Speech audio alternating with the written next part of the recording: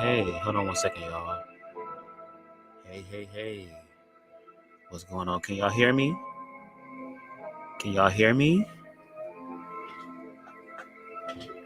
Y'all forgive the background noises in this old chair.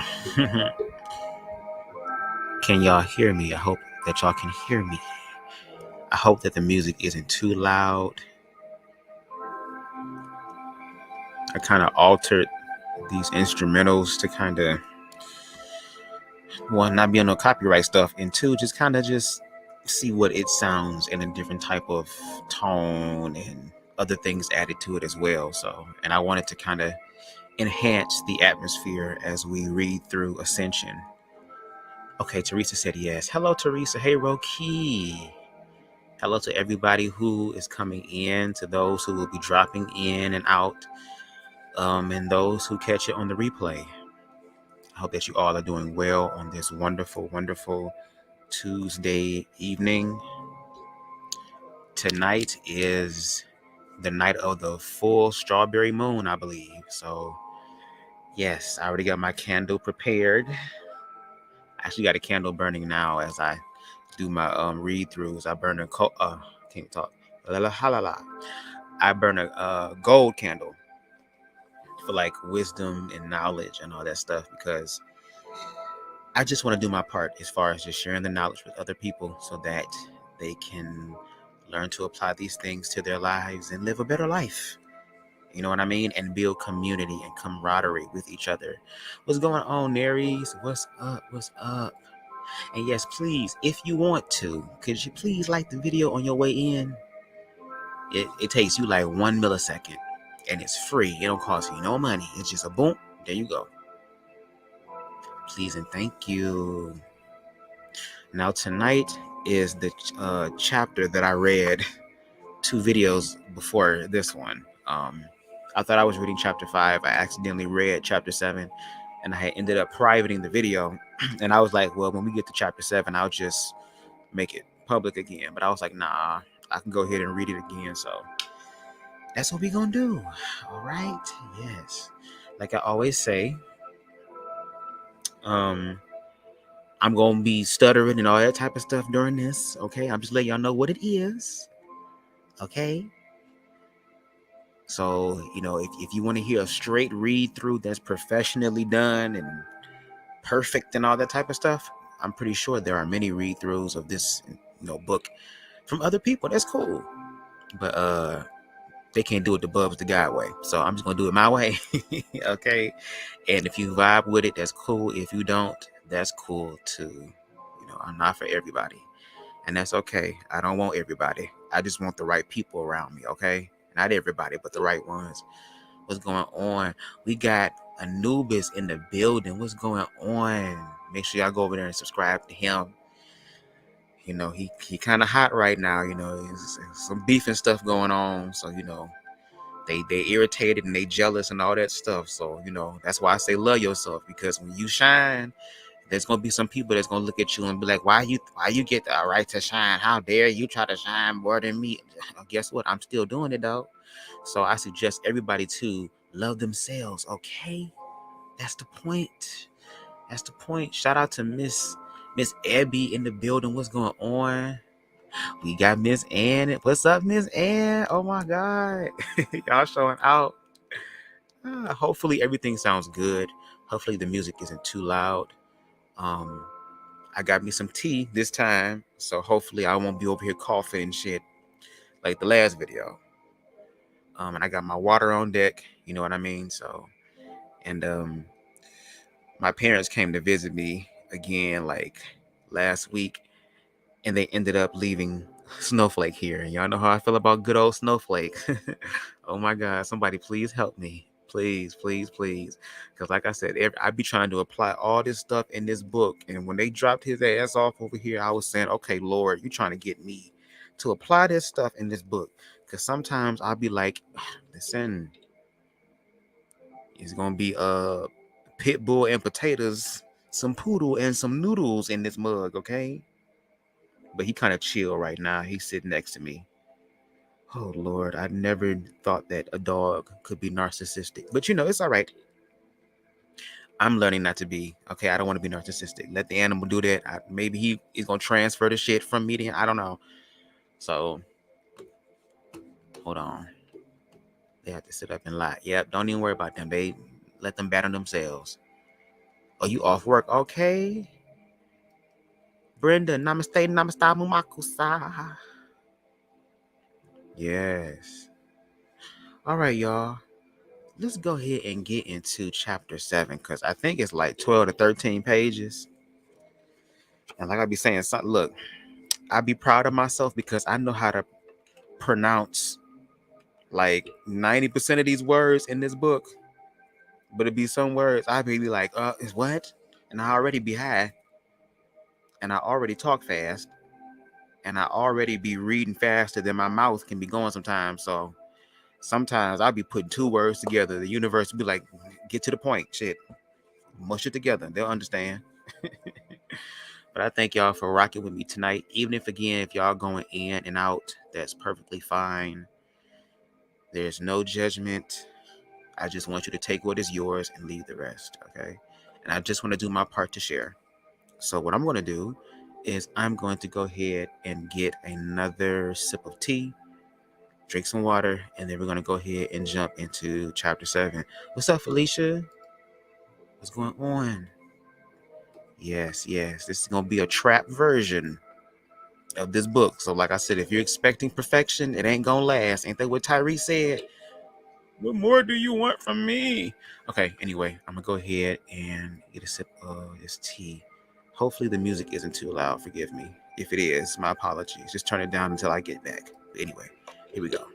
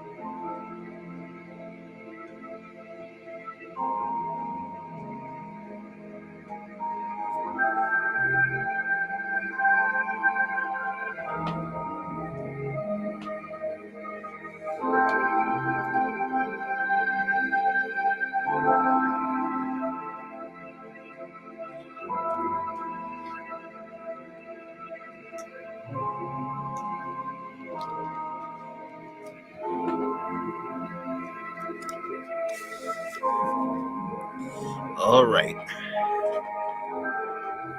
Okay, put this down some. Damn.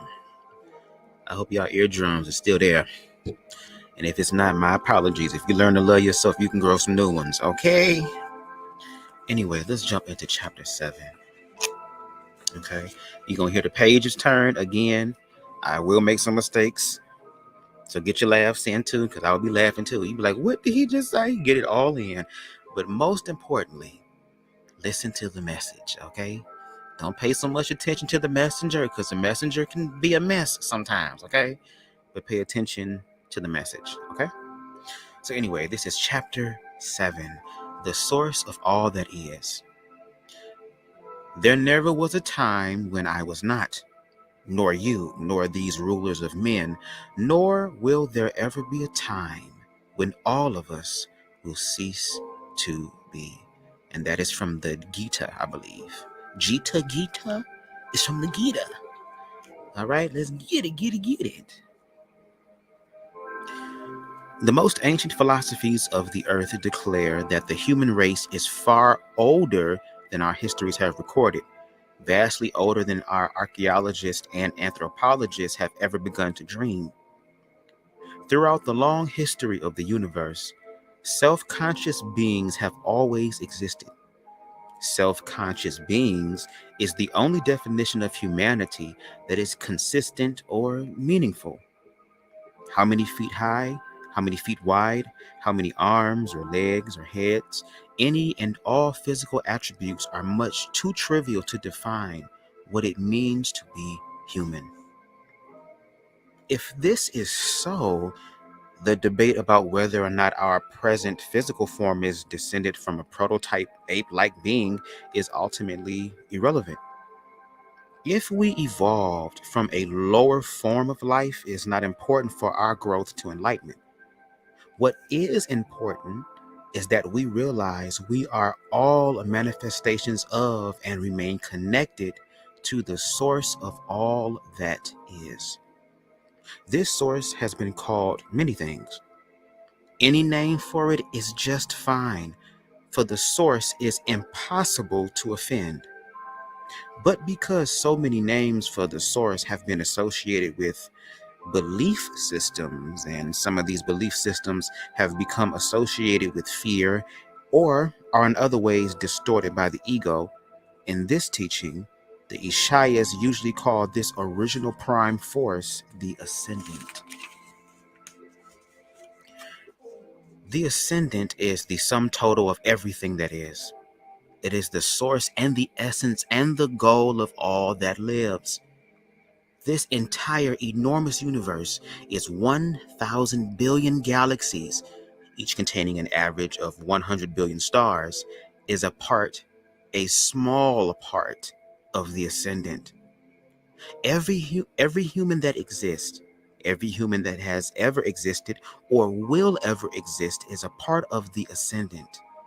Every plant, every animal, every grain of sand, every particle of energy, every impulse of rational thought, every emotion, every single thing, and every level of creation is included within the ascendant.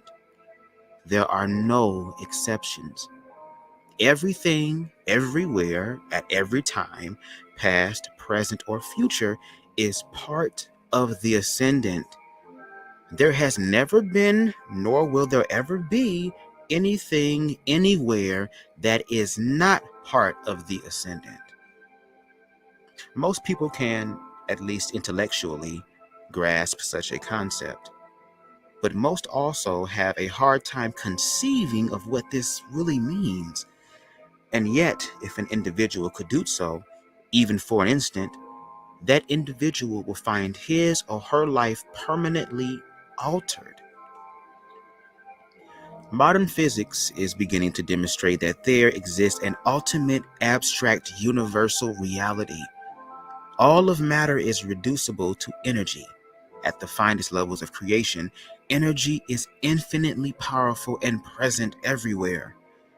The ground state of quantum mechanics is universal, omnipresent, bursting with infinite creative energy and the source of all that is. This whole enormous universe came from an area measuring, it says 10, I think, dash 43 in small numbers, centimeters, in an instant of time 15 to 20 billion years ago, or so we are told. But what modern physics has not revealed to us is that the substratum of creation is in fact open to human awareness. There is not now, there has never been, there will never be a human who cannot experience the ascendant. The state of health of the physical body is not relevant. The state of health of the mental body, the intellect, mind, and emotions is not relevant. The belief systems, habits, and judgments about life, none of these are relevant. There are no requisites for experience of the ascendant, the universal source of all that is. And yet, few do consciously experience universal mind. And if one is lucky to have a fleeting glimpse into the workings of the ascendant, typically the glimpse is short and quickly shrouded. Why, if the ascendant is present everywhere, and if everyone anywhere at any time can experience it, why is it that so few consciously do? Why have so many of those who have believed in the existence of the ascendant believe also that it is difficult to attain it? Why have many felt that it takes years of arduous effort and even then a great deal of luck to succeed? The Eastern literature is filled with the extraordinary hardship considered necessary to realize enlightenment, full conscious communion with the ascendant. And in the West, the dark night of the soul has been thought to be the usual lot of the Christian lover of God. A rare and fleeting taste of the divine is followed by the inevitable re-immersion in the tragic fog of the earth life of the senses. It is believed that it is the lot of the seeker of truth to be cursed with earthly desires, enslaved by matter and doomed to a most frustrating life. No wonder so few anymore seek the goal. Why spend years on a doubtful quest when the end result is so unlikely? Rare indeed anywhere on the globe has been the fully realized sage, the enlightened sorceress, the Noggle, the priest, magician, saint. The name for those in conscious contact with the ascendant has been different in different traditions, but the reality is universal. And yet, the fact that some few have succeeded is a hope and an inspiration to us all, or at least it could be. What helps is the realization that the peak experience, as defined by the psychologist Abraham Maslow, is universal.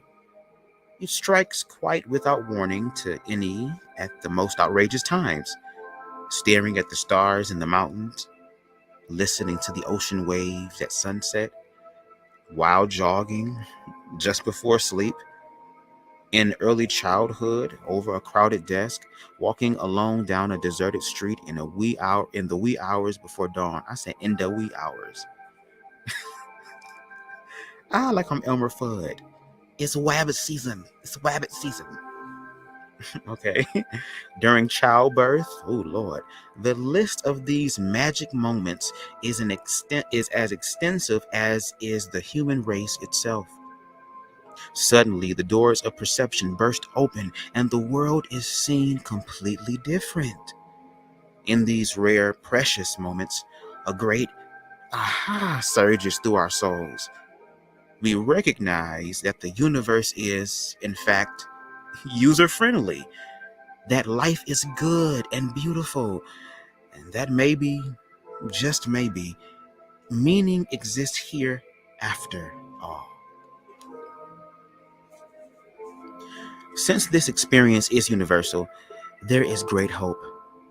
Since it can strike anyone, anywhere, at any time, there is at least the hope that it can become systematic, that it can be regularly experienced, that all of us can share in it, not just the rare, fortunate, or gifted. This suggestion that peaks experiences can become the ordinary experience of life may seem surprising. What is required here is to relax your guiding belief systems ever so slightly. I am not suggesting that you abandon any of your beliefs, but in order to derive benefit from this text on ascension, it will be necessary to question ever so slightly the belief that this quest is impossible or not for you. Hold on, Snowflake, bro. Come on, chill now. Don't be showing up because I'm on live. What, after all, do you have to lose by the thought that perhaps there might be a way of living your life that can generate a continual experience of joy, brilliance, creativity, health, and love? If you could have this, would you not want it? There have been those throughout the history who have described experiences of higher states of consciousness. These descriptions have frequently been so different as to make us feel that different realities were being described. When followers hold rigidly to the words of their teachers without sharing the experience of conscious absorption in the ascendant, then confusion is inevitable. Okay? I'm going to say that again. When followers hold rigidly to the words of their teachers without sharing the experience of conscious absorption in the ascendant, then confusion is inevitable. This is the tragedy of knowledge, to break into small shards on the hard rocks of ignorance.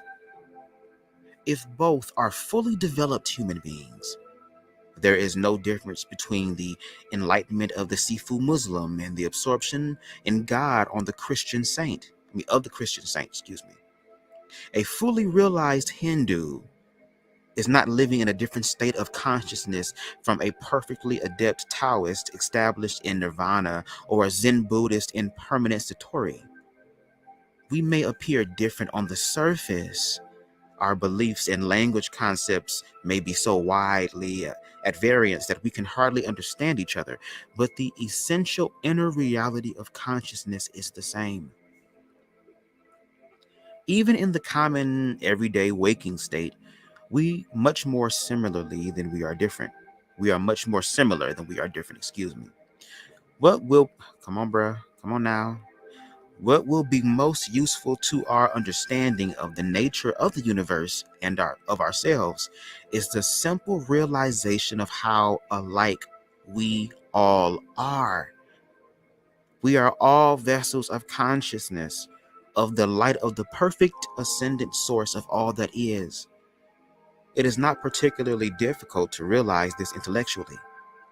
The good news is that it is not particularly difficult to realize this reality as a continual 24 hours a day conscious experience.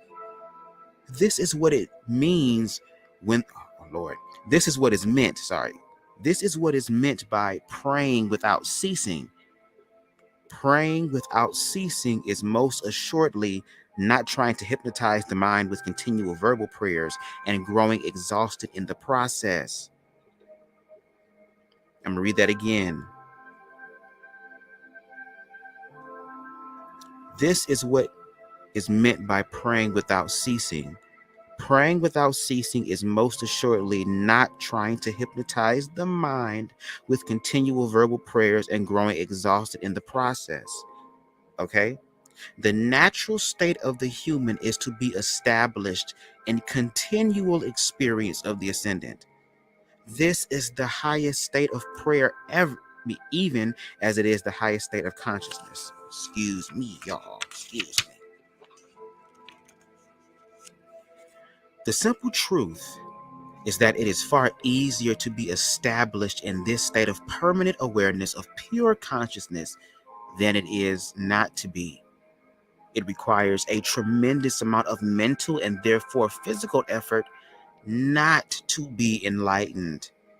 This wasted energy ages and ultimately kills the body. As we've already observed, this is exactly why we sleep so long at night and are often sick and fearful during the days.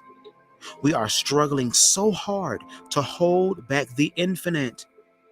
It is actually much more difficult to deny inner awareness of the ascendant than to experience it.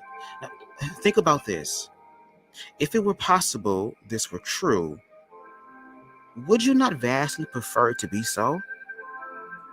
Fortunately, it is so. Therefore, all those who have proclaimed that it is difficult to meditate or pray to the one God must have missed this fundamental truth of the nature of life. If the ascendant is present everywhere, including inside you, how can it possibly be difficult to know this? How could it possibly be difficult to experience this? Only shift the level of your appreciation of reality, and boom, there you are.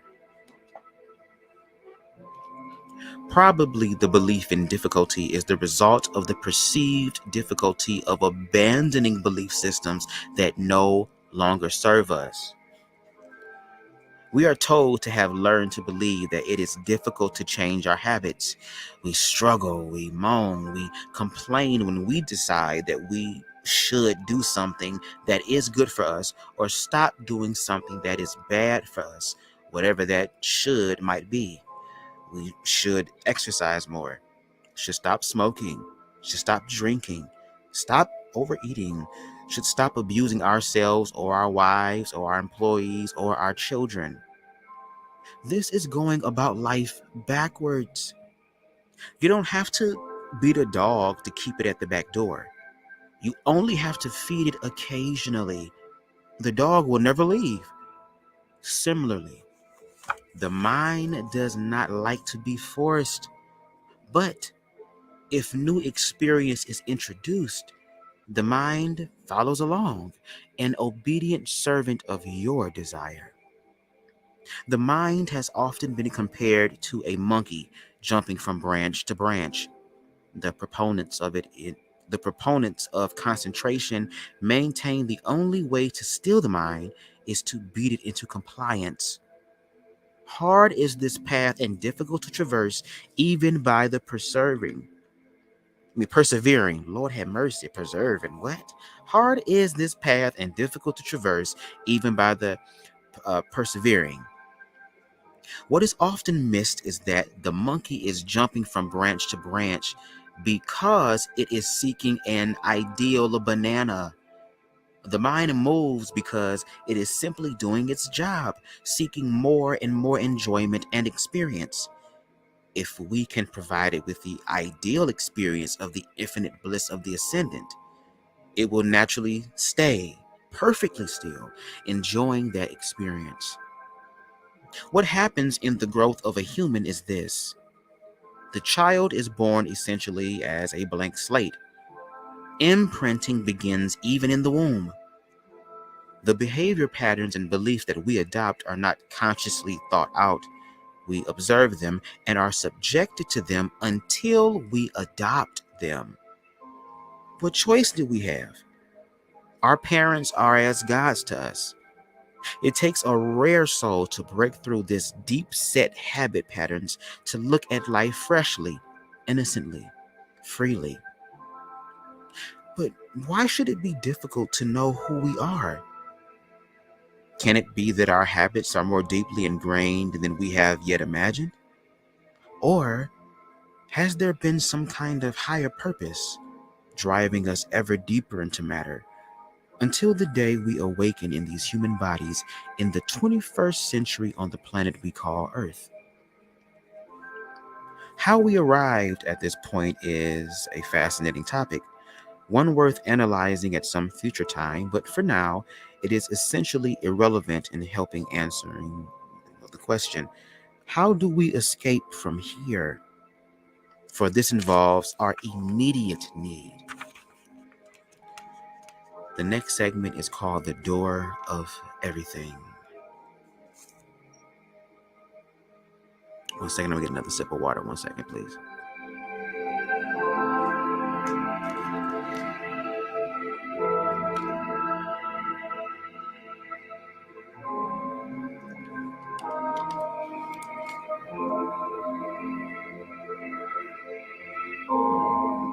All right, y'all. Thank you.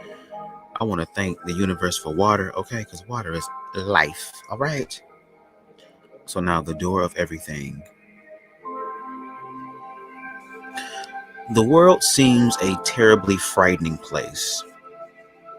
We humans are always at war with ourselves somewhere or other.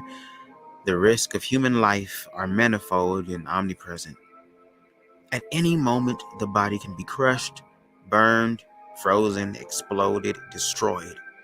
It can sicken, fail, and die. We work all our lives to save up for retirement. Then a recession comes, or property values plummet, or we make one bad investment and we go to war, or some natural disaster strikes and our lives' work is wasted. or even if nothing of that sort happens. So often we don't adjust well to the changed pace and new demands of retirement and then simply shrivel up and die. This life is always uncertain. Which of us has not had a close friend or relative leave us through that mysterious portal we call death? Where did they go? Why did they leave us? How many of us have been stricken by disfiguring accidents or horrible disease or addiction? This is a frightful, dangerous, terrible world, or so it appears. But there is another way of perceiving. Beneath the ever-changing tumult of the physical world lies a vast sea of non-changing peace. If we identify with the consistently rising and falling waves of the physical world, we will alternately enjoy and suffer, and we will surely die. But fortunately, it is possible, and obviously highly desirable, to identify more strongly with the ever peaceful depths of this ocean of life than with the hurricane-torn surface of the sea of change. Infinite stability, endless peace, permanent inner calmness is the result of this shift of our identification awareness. This is not to say that a passive life is more desirable than an active one. The monk is no more likely to realize enlightenment than is the householder. The difference between a life of ignorance and a life of conscious realization of inner truth is not based on anything on the outside. Rigid vows are not required. Being permanently established in the ascendant means that no activity, regardless how dynamic, can overshadow the infinite silence and permanent peaceful stability of inner wakefulness. In this state, it becomes truly possible to be effective in life. Before this change occurs, we are buffeted by the winds of life, blown here and there by the stresses of change, like a leaf before the gales of autumn. There is little peace, less stability. Our lives are lived in reaction to other lives and actions, not truly creative, not established in the freedom and the choice that living in the present instant provides. When we are enlightened, we do not react, we act, free from self-destructive behavior patterns, beliefs, and judgments. We act, creating flawlessly from the direct perception of the need of the moment. This is freedom. This is impeccably correct action. This is life in the present instant. The mind is no longer caught by regret for the past or worry about the future. There is nothing to be gained by regretting our past experiences, choices, and actions. The past is over. It does not exist here and now. By letting the past guide us, we are enslaved by our previous perceptions and beliefs. Have you ever met a new person and immediately been attracted to him or her? Or have you ever felt repulsed by a new acquaintance instantly upon your first glance for no obvious reason? This is living life in the past. A face or body triggers legs and hips and body. A face or body triggers a deep memory of another whom we loved or disliked. The new person is judged and filed away instantly based on this ancient memory. The enlightened have one inner response to everyone, and that is joy. It is always the same complete acceptance, manifesting unconditional love. This may or may not be perceived on the outside by another. There are no laws of behavior for the enlightened. There is no set pattern of living, dressing, diet, acting in no one set of beliefs. What is the same in all is the full awareness of the inner infinite light, and as handmaiden to the internal radiance, complete and perfect inner peace.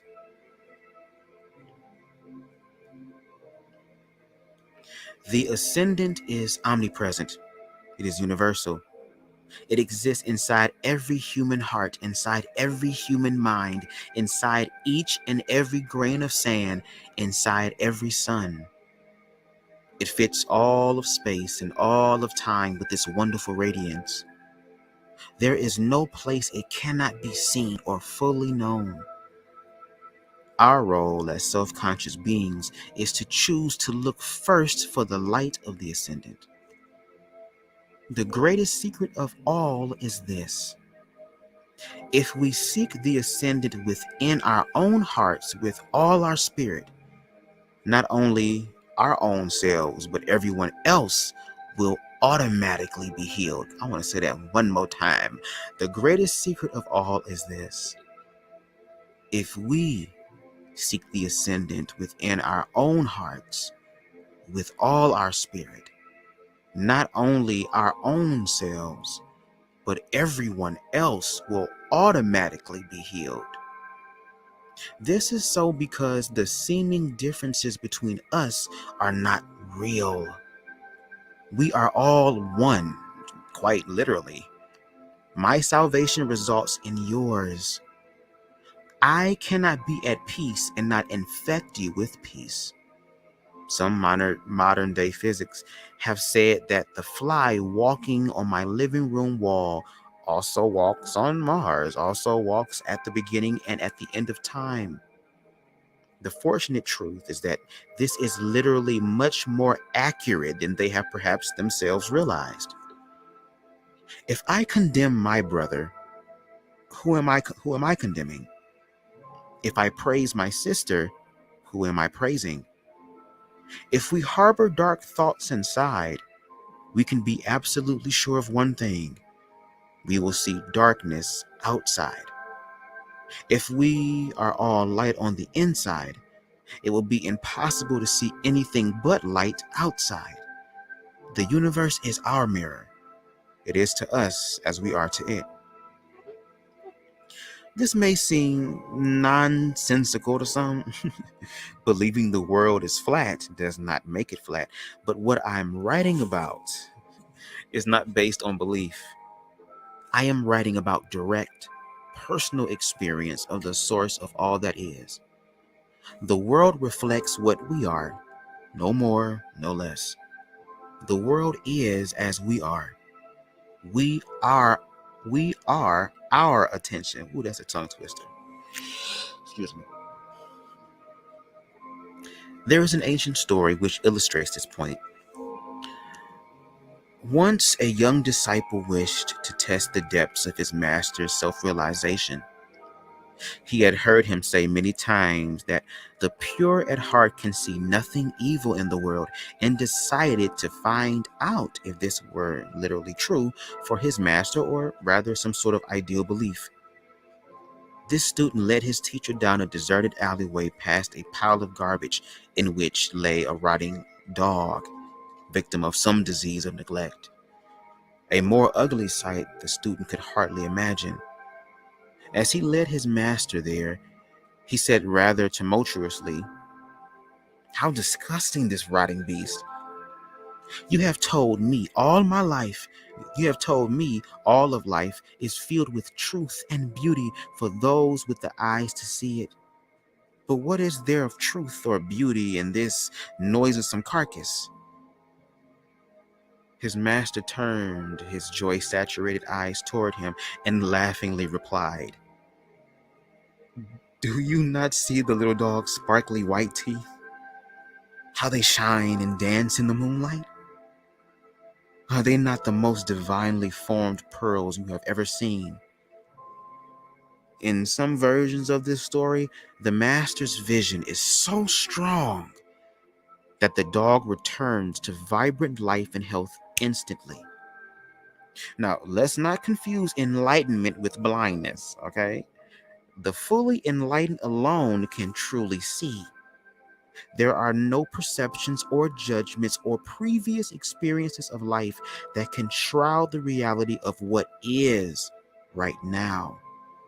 And what is right now is the perfection of the light of the ascendant. This will become clearer as we progress. Fortunately, it is not necessary to believe this in order to move ahead.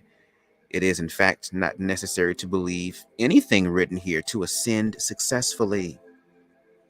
Ascension and evolution in general are not based on belief. Fortunately, reality is not built on the foundation of human belief or compliance. It would be a rather odd world if reality depended on our agreement. The fully enlightened are not trapped into linear expression any more than they are trapped by linear perception. For example, the enlightened can appear to all external appearances to be filled with wrath. If the need of the environment is such, sometimes no medicine less strong than the voice of anger will suffice to move particularly dense students beyond their belief systems. Baby, ain't that the truth? But what never changes is the inner stability, the inner silence of the individual soul established in continual awareness of the ascendant. Not all enlightened individuals choose to become masters. Free will becomes more dominant, not less, after higher consciousness is stabilized. I'm going to say that again. Free will becomes more dominant, not less, after higher consciousness is stabilized. Many have been content to the little high. Many have been content to live lives of silence, withdrawn from the frantic movements of the worldly life. But for some, universal mind decides that it will act in the world through a particular person. That one becomes a teacher. How well known or how popular a teacher becomes is not a measurement of inner realization. The greatest may be content with a tiny grouping of students, or they may not. It is all a grand cosmic play. In the tradition of the enlightened, roughly half have chosen the path of the recluse and have withdrawn from the world, taking with them at most a handful of their closest followers. The other half have descended into the drama of earth life and founded new teachings. It depends on the need of the time and upon the receptiveness of the people at the particular juncture in history. There is no profound intelligence at work in our world. Every aspect of universal mind is being quickly, properly unfolded as it must be. For example, the white, red, and black Ashaya masters from the time of their founding by the Apostle John have been content to live a life of silence in the remotest regions of the Himalayas. They choose to save and preserve the 27 techniques of ascension for the modern world, keeping them hidden and secret until the dawn of the third millennium. More correctly stated, the Shayas were instructed by infinite intelligence to preserve ascension in silence and seclusion until now. And it is also true that now the Ashayas have been told and recognized the long-awaited time has come. That which has been long withheld is now being released. Ascension is to enter the world now. One of the Ashayas have been ordered to bring this teaching into the world. One of their number, Lord, I'm skip over that name. It's a black Ashaya. They say some black Ashaya of wisdom, compassion, and power is founding this teaching in the West for the benefit of all. Yes, for the black Ashaya doing it. Amen. Fortunate are those who recognize the authority of this ancient teaching and align with it. Their lives will change in ways it is difficult even to conceive. Full enlightenment will dawn for them as their age-old habits of compromise and lack of full integrity fall away and are replaced by the continual moment-by-moment experience of the one unchanging at the center of their being. A complete life of bliss and infinite awareness will dawn for any who effortlessly treads the path of the Ashia's ascension. And do you know what? Guess what, y'all? Guess what, y'all? Belief is not required. It is absolutely not required. Ascension is a series of mechanical techniques that require no belief to begin or practice. Isn't that nice? Ooh, y'all, we done made it. Damn, I was flowing toward the end. I kind of found my flow. We didn't reach the end of chapter. Lord, we didn't reach the end of it, y'all. How did y'all feel about chapter 7? Did anything stick out to you? If not, that's okay, because you still have time to process everything. Let me look at the comments real quick. Oh, this edible kicked in at the right time, baby. I was slowing down too. I was like, oh, I done found my flow. Oh, this is nice. Yes, but shout out to everybody. Rocky said, y'all, I just woke up from what I thought was just a nap. Child, I was sleeping 6 hours. Okay, that's a beautiful nap. Cause like I said, I love nap time, okay? If you wanna be close to me and you wanna be my family, you gotta take naps, okay? Yes. And as I get older, naps is important, okay? And 6 hours, that's beautiful. I love them naps. Be like, okay, I'm going to sleep for 30 minutes and wake up and you be looking like, why is it dark outside? Wiping your eyes and stuff because you know you slept good. And you know you slept good when you open your eyes and your eyes all red. But like, damn, ain't the high supposed to wear off when you sleeping? You woke up high? Jesus. And he said, let light shine through the darkness. You got that right. Yeah, Chris T in the building. Shout out to everybody in the building. How many chapters? Oh, let me see. I think I have... Well, actually, now we have 7 chapters left because it's 14 chapters in total. So we like at the halfway point. So yes, but are y'all enjoying the book? Are y'all enjoying it? Okay, and I think I'm gonna keep doing this. I like this. Like, I got so many spiritual books, and also too, this kind of helps me to kind of push me to read and learn myself. Because as I read this stuff, especially the first 7 chapters, because I already read them first. That's when I got to chapter 7, I'm like, oh, I got to share this. At first, I was taking like little parts and excerpts from the book and putting it on my Instagram stories, but I'm like, that's too much as far as typing. So I thought of this little thing here. So I'm glad that y'all like it, and I'm glad that y'all vibing with it. Y'all still with me through chapter 7. Y'all really fuck with a nigga. Okay, thank you. So, and shout out to Megan, because Megan said something to me. She was like, you should start like a book club or something. Who would have known? Like, low key. Come on, prophet Megan. Amen. Hallelujah. But y'all, like I said, with this book, like, that's why information is important. That's why you love yourself. And when you love yourself, you know what you want and what you need and what you desire. And you get the information that does that for you. But when you do it in love, it's kind of like, you know what?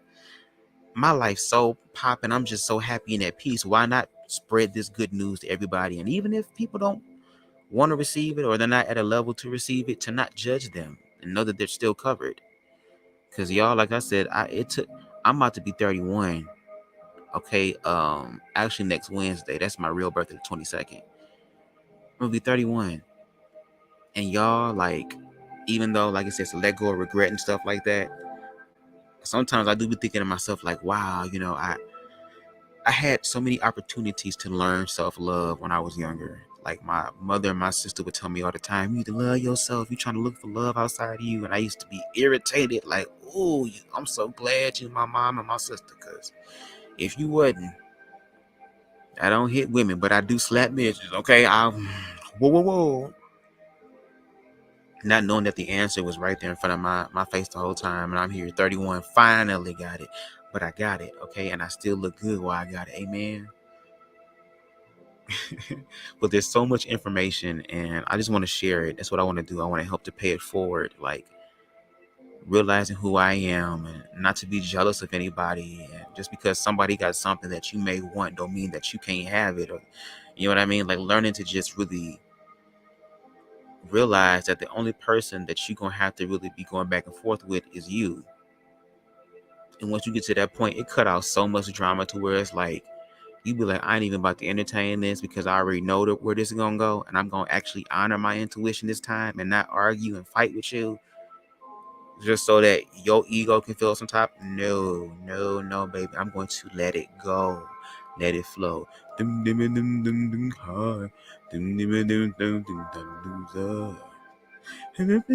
I love, don't respect. Everything new time and just your change. I don't know the words, but I'm just saying it.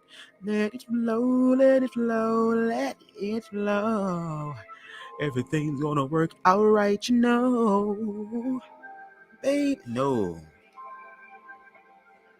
Dang, Felicia said, yes, your voice even had my dog listening. He was, hey, and they say when dogs like you, that must mean my energy good. Cause baby, when animals like you and want to be next to you, that's good. Now, if he was barking and stuff, I would have been a little nervous. Like, okay, do I gotta go get some damn sage or something and go sage my damn body? Okay. Thank you. Yes, for the dogs getting it. Let me tell you something about these damn dogs. I can't wait till I get my own dog. Okay, because I either want a pit bull, I want a Rottweiler, or a Doberman. I low key want to get all three. But I think the first dog that I'm gonna get that's like my own actual dog, not a family dog, but my own dog, is probably gonna be a Rottweiler.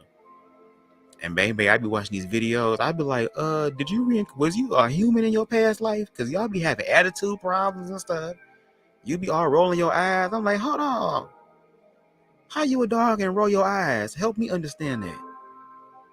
Okay? But I just know when I get my dog, they gonna be trained. Let me tell you something about me. I'm a chill ass person. Okay? And my dog gonna have to be chill. I play with your ass sometime, but we ain't about to be 4-5 hours and stuff. No. Okay? And they already got some damn 420 weed dog apparel and clothes and stuff. I already know I'm gonna get for my dog. Okay? My dog gonna be looking. I'm gonna be mad as hell because I feel like my dog is gonna be one of them dogs that's gonna be eating edibles. You know these dogs be eating edibles now. I'm like, how y'all know where the edibles at? Y'all ain't police dogs. Y'all over here trying to eat and then eat the edible and be sitting there stuck. I'll be so mad. I'm gonna be like, look here, pimpin', you ain't help put in on this. You ain't dropped no kibbles nor no bits towards any of this eighth that I got or this damn edible that I got. This ain't next Friday, and this ain't Chico and them. Okay, I'll throw some chocolate over there and really mess it up. Don't eat my stuff.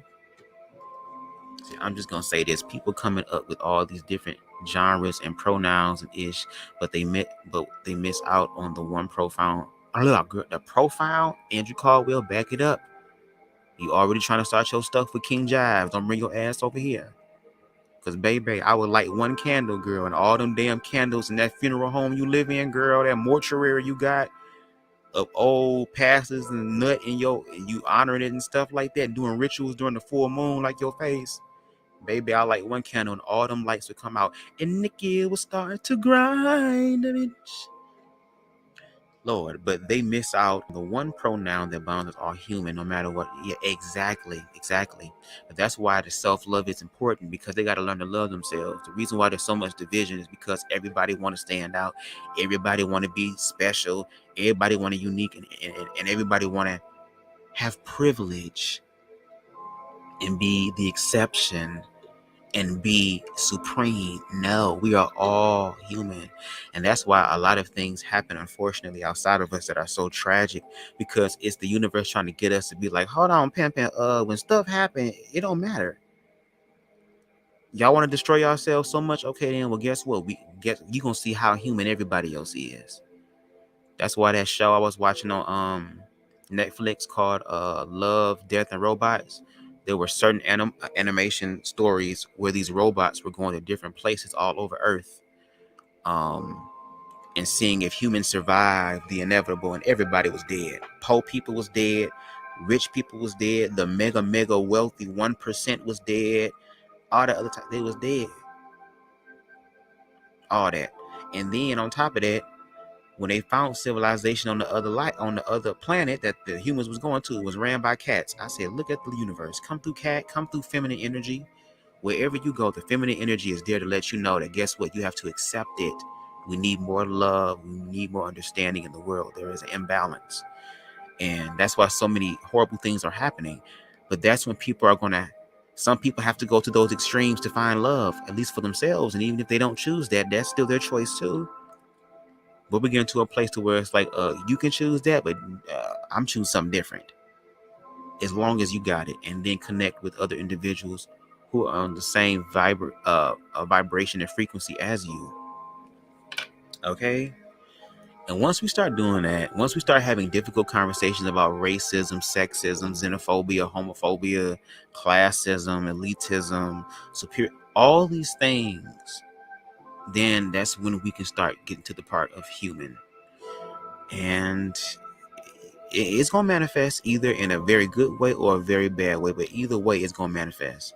So it's like we have a choice. That's our free will. And all I can say is this: just make sure you make the choice for you. As long as you make the choice for you, that's all that matters. We got Amber in the building. Yeah, shout out to y'all. Teresa said she is very interesting. Rocky said loved it.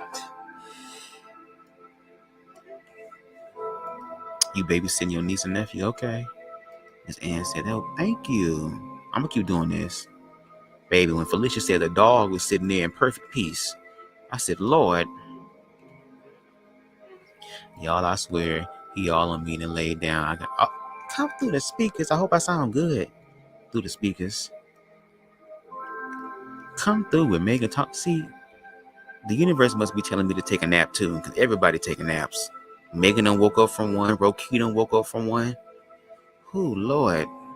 I look, and it's so cold in my room. That's why I'm so glad. Hopefully y'all don't hear my AC in the background. I would have the fan on to kind of blow it a little bit, but it would interfere with the mic. At least the fan would. So, baby, I have my LED lights. I lay my ass down underneath all them damn covers and stuff with that one leg out. Okay. Didn't he do it? Didn't he did? What's up, Amber? What happened? Oh, about time. I already knew it was gonna happen. I can't wait till your stuff pop off. I need you to be on the Travel Channel, on the Food Network, on one of them, or somebody YouTube channel that got a whole bunch of subscribers that go around to different dining places and stuff and catering and all that type of stuff to come to you, okay? Because I already told you, your food I'm gonna be eating, okay? I had to all day because he won't take food. He has to eat that. Okay. Okay.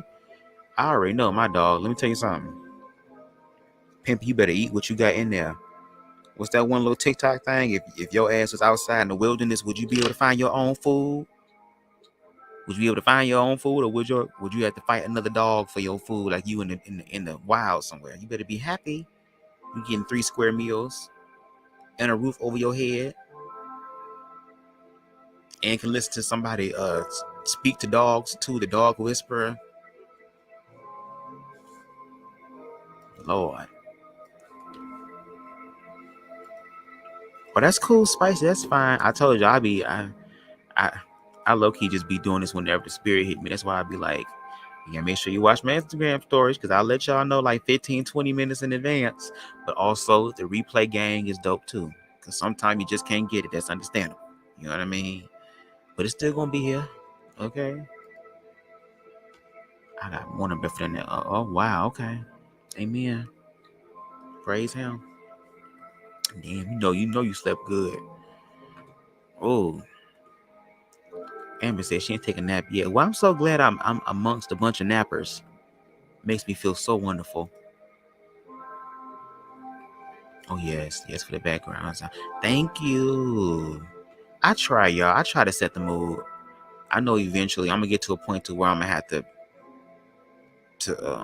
purchase StreamYard, because I be using my free stuff. So, but once I do that, I don't know. I just want to make sure before I pay for it, it's something that I'm consistent with. You know what I mean? So, I'm gonna try to work on more background instrumentals because I have like 3 that I want to use for like this book, and I kind of just put them in GarageBand, and I kind of um, change the tempo, and I also kind of change the key of it too, and I might add like little things to it to kind of even more of like a very space, very like Nirvana, like round type of sound or something to kind of just you can feel the vibes of the music. And I want you to relax. That's the thing. Like when I hear like the instrumentals, I just close my eyes and I imagine myself outside. It's a nice, beautiful, like cool summer night. It ain't cold, but it's cool and the wind blowing, and you got some good weed, okay? And you just sitting there chilling and like you listening to that one song that just make your soul like you just be like, oh shit, like you already know what I'm talking about. That one song where you just fall out, be like, Lord, like that feeling. So I kind of want to give that vibe, and hopefully my voice is good too. I know I have a lower voice, a raspy voice, but hopefully I'm using it well. So yes, I'm so glad I wasn't sneezing and coughing like last time, y'all. Throat was itching. I hate to say it, with those that be fighting to be different so bad, need to look at how this world is going. Try perfecting being. Yes. Yes. Again, it's like I said, looking at things outside of you. Like, no tea, no shade. I'm just gonna use this as an example. Like the whole situation with like the Bad Boys, not Quran, not that one, not the originator. His is going through what it needs to go through. I'm talking about those who are emulating, but they're doing it from a hateful place and a low vibrational place, which is still their choice. Like when they had the auditions for the second season, how so many people came out and showed their ass, hoping and praying and wishing and hoping that it would be enough to put them on the show, not knowing that they already had the cast picked. So basically, they just used y'all, they pimped y'all, and it's always the gay community getting pimped out for stuff, for views. For views, and it's like y'all want to get on the show and fight, girl. Is your life that miserable, girl? No shit. I ain't trying to judge, but I'm just saying, like, is the vibration there, girl? Like, just so to where you have to act out and show out, and then on top of that, they want to be on these shows to get attention. They want the attention because they didn't get it in their life, but they realize they about to get a whole bunch of attention, and some attention that they gonna get they don't want, and they gonna have to learn to deal with that. And that's why, for me at least, I'm glad that again, I'm in the spaces that I'm in because I'm learning. I'm learning, and that's why I learned how to shut up on my page. Oh, I'm gonna be talking, okay? Like what's the name said on the Nutty Professor, women be shopping, Bubs be talking, especially when that weed hitting, okay? But if you listen to what I'm saying, I feel like, I ain't say I feel, I know I be saying some shit. I ain't trying to be better than nobody. I ain't trying to act like I know everything. I ain't trying to be none of that. I'm not trying to be narcissistic, egoic, none of that stuff, because I see what that does to people. And I just don't want that to happen to me, especially as my social media awareness grows. You get what I'm saying? So,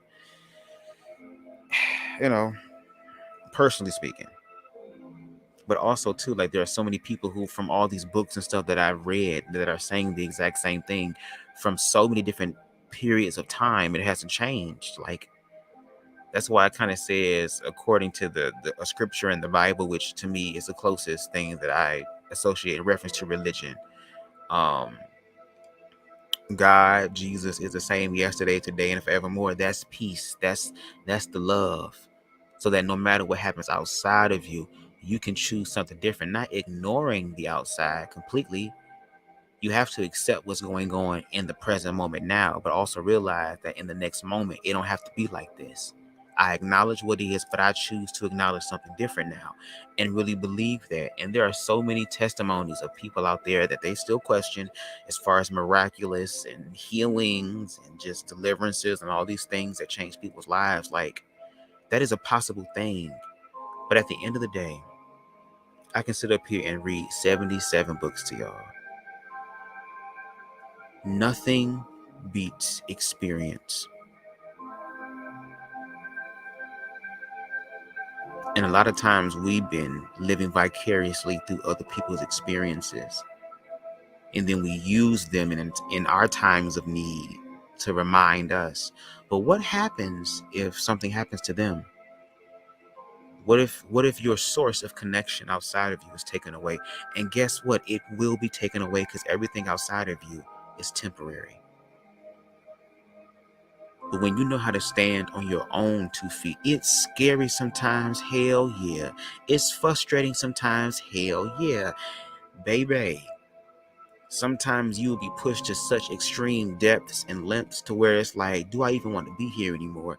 But yet the love and the fire inside of you, the divine spark inside of you, will always remain lit. And the only way it will ever be snuffed out is if you make the choice to snuff it out.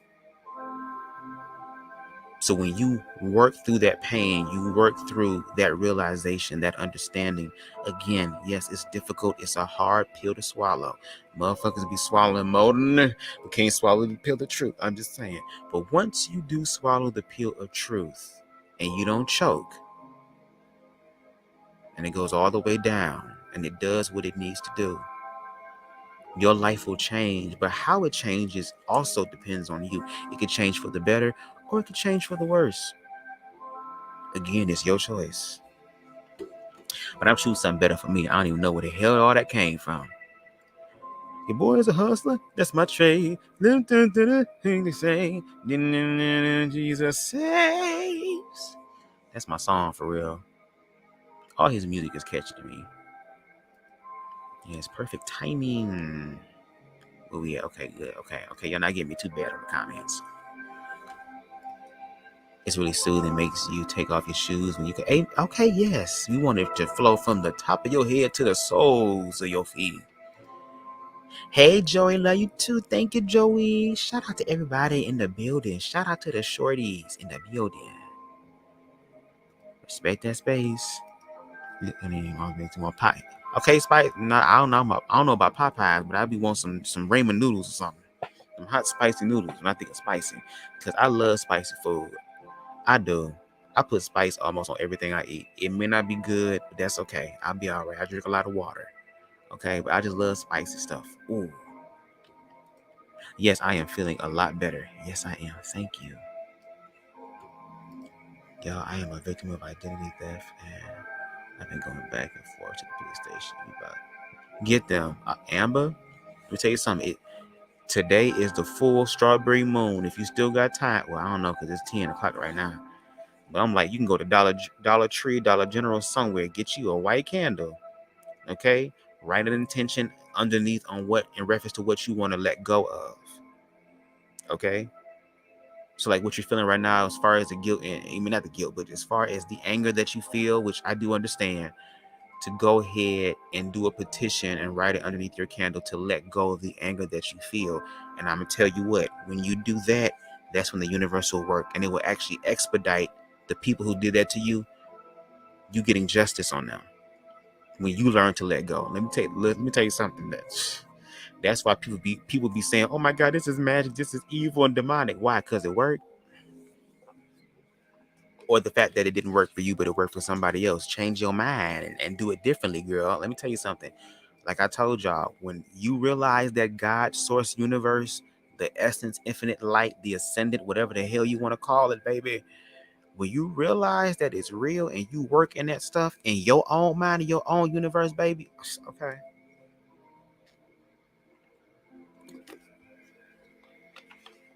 Baby, BubzDaGawd living his best life. Even if that means I only got one more day to live, that's fine. I want to live happy. Because when that time comes and I draw my last breath, bitch, I want to draw my breath like Chantel when she be with Natter and eating real good from Popeyes. Got a 48 piece. I didn't even know if they got a 48 piece. You got a whole damn catering thing. And you laying in the bed, just got freshly screwed by Natter, and you sitting there with that smile on your face, your eyes rolling back in your head because it's trying to commune with God and stuff. Okay, that's how I want to leave Earth. And BubzDaGawd gonna do that. Okay. See, you talking about chicken and shit. You know, I can make me some more chicken because I low-key be trying to meal prep. I'll be making baked chicken and shit, but I kind of decimated that stuff yesterday. The munchies kind of got in there. But I'm gonna make me some more, okay? Because my body is good, but I'm trying to get this body nice. Okay, I'm already short. I want people to continue to say he's short, but yes, ain't no period. It's commas. He's short, but he's strong. Hell yeah. Strong enough to keep Aaron ass away from me. Okay, I'm just playing. Me either. I ain't been Popeyes in a minute. I low-key want some of their rice and beans and they spicy chicken. That's not really chicken. Beef stroganoff. Now, see, I need to taste yours because when I think of beef stroganoff, I think of nasty stuff. So, but I feel like yours is amazing. But this is the thing: when folks don't work with the girls, then it's because they gay. No, it's because them folks see how y'all act. You know they love to clump everybody together. Let me read that again because I'm high. but this is the thing: when folks don't work with the girls, then it's because they gay. No, it's because them folks see how y'all act. You now, well, you know, no, you now, yeah, you know they love to clump everybody together. I'm trying to understand. I really am. Please forgive me. Oh, if it's too much, just try it to my head, not my heart, y'all. Look, okay. Megan the hacker posted on Facebook my home address and bossed. What? Using my name and my ID number, and I'm about to change. Oh, see. Mm-hmm. Yep. See, I know he did all that. I thought he just. What? Okay. About to make me contradict everything I just said. Baby, that made me want to get a gray candle, not a black one. I want to get fucked up just a little bit, not too much. I don't want no karmic backlash. Bubs, I think it would be dope if you did like a 10-15 minute encouraging session with the background music. You have to, oh, thank you. That's what I really want to do. Like these type of lives is what I really want to do. Like I want to have conversations. I want to uplift, encourage, inspire. I want to have the difficult conversations. And I'm so glad that like that's already happening on YouTube. I'm so grateful. I just want to do my part. I just want to bring what BubzDaGawd brings to the table and encourage other people to come to the table and invest in the table and destroy the lines of division in the table, and we can all see the damn table together. And I'm talking about a round table. Ain't no table where it's one person at the head. Hell no, it's a round table. We are all equal. And it's hard for people to believe that because a lot of us feel like we need to be superior or we're not enough. So we got to stand on somebody else. The only time you should look down on somebody is when you helping their ass up. That's the only time. But a lot of people don't think like that. And I mean, that's their right. And that's why I don't worry about it, because the universe gonna handle them how they gonna be handled. I'm just worried about what's going on with me and the individuals who think the way I do, because I want to connect with others who are like-minded, like energy, because that's when real change happens. And all it takes is one person. Imagine if it's more than one though, because like I said, all this stuff going on, racism, all that stuff, yeah, we have been through all that stuff, but there has to be a period in time where things change for real. And we are in that period to where the gods, whatever you want, this higher being doesn't even know what we gonna choose. That's what free will is. But we have a choice right now to change. But see, we've been trying to change people outside of us because of our insecurities. Now, if we work on the inside out, baby, listen, your power can never be taken away from you once you realize it radiates from within you. And that's something that's going to take a little bit of time, low-key, to understand it. Even though in this book you talk about affirmations being meaningless, it helps you to develop a new habit. But you also have to apply it to your life in certain situations, and when certain situations and experiences and circumstances present themselves. And usually you know it's working when your ego upset. When you like, I know I shouldn't be doing this. I don't say I shouldn't be doing this. You know you should be doing this. I'm sorry. But my ego doesn't want me to. When you feel that resistance, go with the flow of love and just let it go. that's teaching you something. Someone else outside might be like, oh, you weak and whatever, the whoop whoop de whoop. When you get become more enlightened, and you grow and strengthen and maintain that foundation for the rest of your life, you won't worry about what other people outside of you think about, because it's like, look, I already know what's going on with me, and I've come to the realization and acceptance and conclusion that what I say about me goes in my own world, and I don't need your validation anymore. I'm not about to argue with you. I'm not about to give you that energy. And God forbid, if my ego was to ever do, girl, I'm gonna let loose. You done let the devil use you, but guess what? He gonna use me too. I work smarter, not harder, baby. Okay? There are always ways around things. And like I said, found the God and everything. You mess with me, baby, that's okay. I know what to do, girl. And all I'm gonna have to do is just let go of what's in me, girl, to get to you. Ikarabo shande ishkatai. I'm just saying. But yes, this is what I love to do. And welcome to BubzDaGawd. We all over the place. Okay? It's so much to cover, so much to touch on. We like little ass kids in the candy store. Mine, mine, mine, mine, mine, mine. Okay. Who stay in Texas? I don't know who stay in Texas. Hey Amber, sorry to what happened to you. Make sure you report it to the credit union. Freeze your accounts. Yeah, make sure. Stop them in their damn tracks. Okay. Not Megan, always hungry. That's how I be too when I be on these damn munches. Especially these edibles. That's why I love edibles more, because I'm trying not to smoke as much, honestly, because like I said, it's not really good to inhale the smoke. But I mean, if you pass me the blunt, I hit it. You know what I'm saying? But I'm saying I got to do better. But as far as edibles, I like them. They hit stronger, they last longer. Like, and I know my dosages now. I know how much to take. Because when I first ate an edible, that really jump started my ego death for me. Okay, like that really helps change my mind into a different perspective, to where I look at life differently. It was like a reset. And when I tell you I went to hell, I already told y'all. If y'all go into my archives on my YouTube channel at the beginning, I have like an ego death series. I was looking at hot heated ass mess. I was at the lowest part of my life. I was depressed. I was just And what's so crazy is that I knew that the change was happening, like I said in the book, when I made up in my mind that I had to let go of this person that I really wanted to be with and commit to it. And I went back and forth with myself, kind of like how Chantel is with Natter. That's why I speak about it, and I kind of go in the way that I do, because once again, I understand that energy, and I've been in that same position. You know what I mean? Not trying to judge her, but just say, look, there's another perspective and a way you can look at it that benefits you, and it's so easy. But going through that during 2018 to 2019 was so hard, to where it's like I woke up every day and it felt like my world simply stopped, but the world outside of me kept going. Like, I'm depressed as hell. I don't think I want to be here anymore. I have no passion for anything. This one person I put all my energy into, and they was my source of happiness, is gone. They don't want to be with me because they just didn't want to be with me. Imagine dealing with all that and then having to go to work. And then laugh and smile in people's faces. When I tell y'all I was having nervous breakdowns at work, I had cried in front of my damn manager and stuff. And I couldn't tell him what was going on, that it was a nigga, because my business was my business. And it was religious people working there. And I don't want to cuss nobody out, because if I'm going to cuss you out, I'm going to let go and let God and the devil, girl. Fuck your couch, nigga. Fuck your couch. Okay?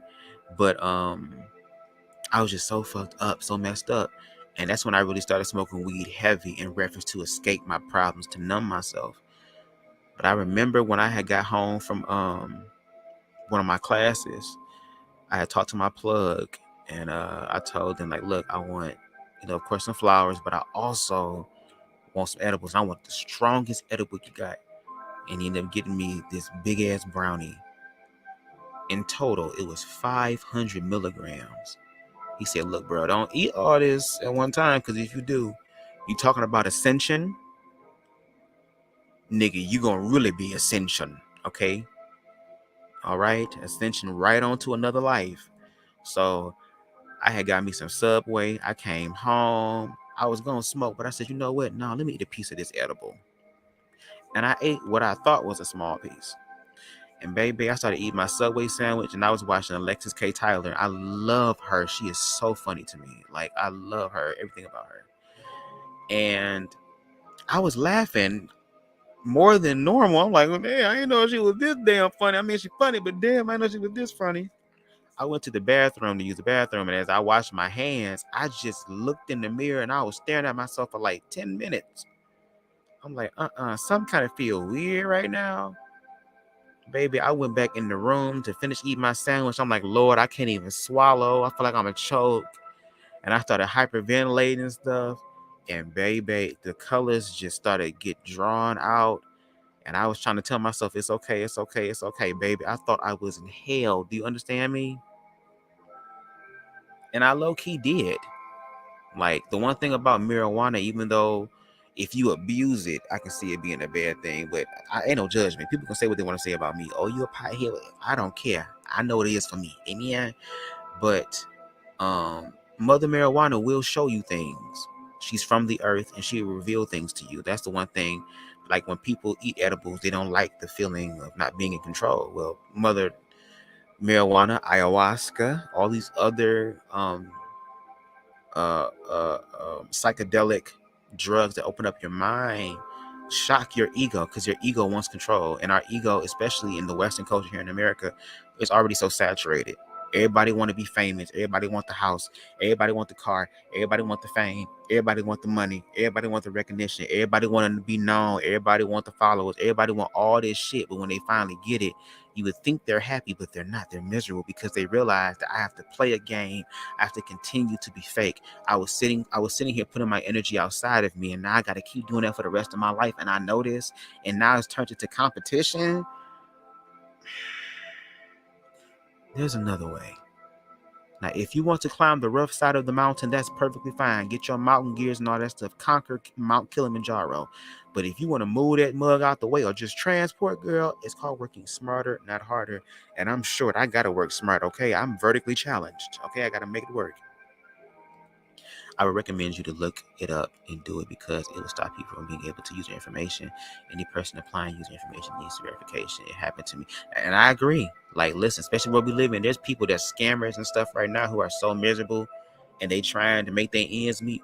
But that's why I'm telling y'all, I tell y'all, when it comes to self-love, to really apply that, because remember in this book, it was talking about what you experience outside of you is a mirror of yourself. It's going to happen so fast and so strong, and it's going to be so dense that a lot of people are going to lose their mind. That's why I said to love yourself now, so that you can manifest peace in the midst of darkness. All these things that's happening right now, people shooting stuff up and blowing things up and hating on people, is from a deep place of insecurity and guilt and shame that they need to deal with, but they're projecting it on other people and telling other people to shut up and be quiet. Don't tell me the truth. Don't tell me what hurts my feelings. Well, maybe it's hurting your damn feelings because some part of you agrees with it, and that's between you and the universe, you and God, Buddha, Muhammad, Krishna, Oshun, Ogun, Olokun, whoever it is. It's between you and them. But as an individual, I have a right to live my life the way I want to, and to live in freedom and happiness and peace. Why? Because I have the right. I'm here. I'm here, obviously, and I'm aware in this experience. It's my life. It's my life. And that's why I say be weird and be you, because a lot of people are afraid of being themselves. Anything that is not the status quo or that is readily identified is weird. And if that's the case, that's fine. Call me a weird ass nigga, girl, but I'm going to live a weirdly free life. And there are other people that's doing it right now, girl, and I'm just going to join their ass. The Bible says, vengeance is mine, saith the Lord. Listen, it's going to get them, baby. Oh, listen, y'all talking about karma? Y'all talking about, some people think karma don't exist. Okay, girl, it just ain't. See, you ain't got patience. And sometimes karma going, like I said in the book, karma gonna outweigh your ass. It's gonna outweigh you. Sometimes it'll take generations and generations and centuries before it hit. But baby, when it hit so hard to where it's like, damn, the previous generations feel it energetically. That's just what I believe. Yes, the Bad Boys. Where the music from? There's a YouTube channel. I think I have it in chapter 1. There's a link to it. He takes certain songs, like this one here that you're listening to is Michael Jackson, I Can't Help It, but he kind of did like a loop to it and kind of added something to make it more of like a meditative type of vibe. And I just simply put it in GarageBand and altered it myself to kind of just make it different. You know what I'm saying? So, but I love it. I love it. It's amazing.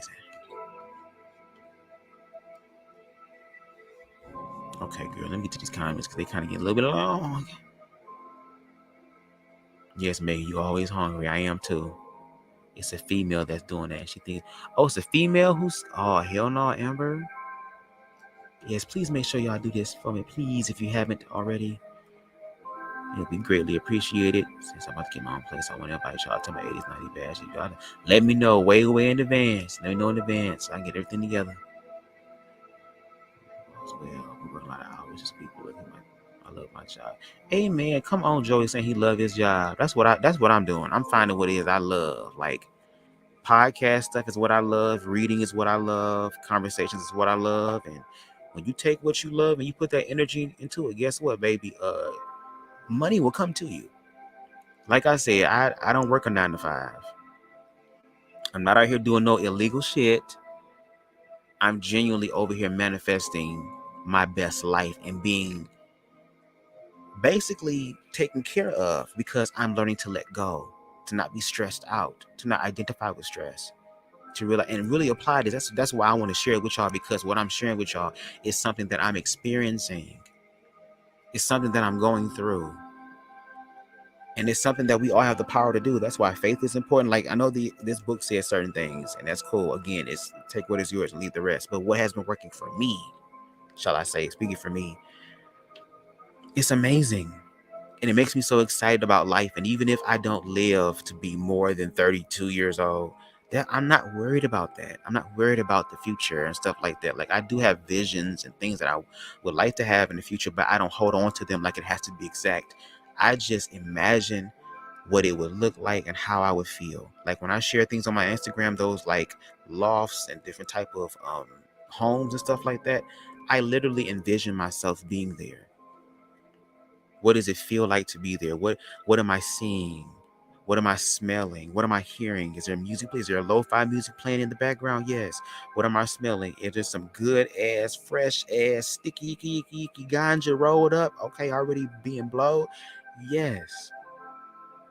Okay. What am I feeling? I'm feeling the cool breeze blowing on me. What am I seeing? I am outside in my backyard in my fire pit on my acreage. Okay, my acres of land that I own, and I'm looking out, and all I see is stars and trees and just God's beauty right there in the darkness. And what am I tasting? My nigga and on my tongue. Amen. Okay, all that.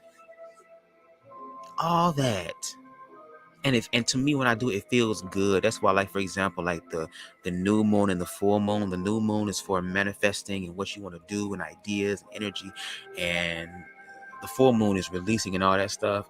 Like when I do my meditation in full moon, I release by crying. I literally sit here and I cry, not crying in a bad way. There are 3 songs that I listen to that make me hopeful, but it makes me so emotional. And I just imagine me crying, being grateful. Like, oh my God, like there are people in the world who literally was speaking over themselves in the present moment, but also manifesting their future. And then when they get to the future present moment, they look back in the past and be like, wow, I remember where I was in this place and I said this about myself and it actually happened. And then for me, I wanted to be on the Beyonce level. I want to be like how Beyonce be looking like, God, why did you give me this life?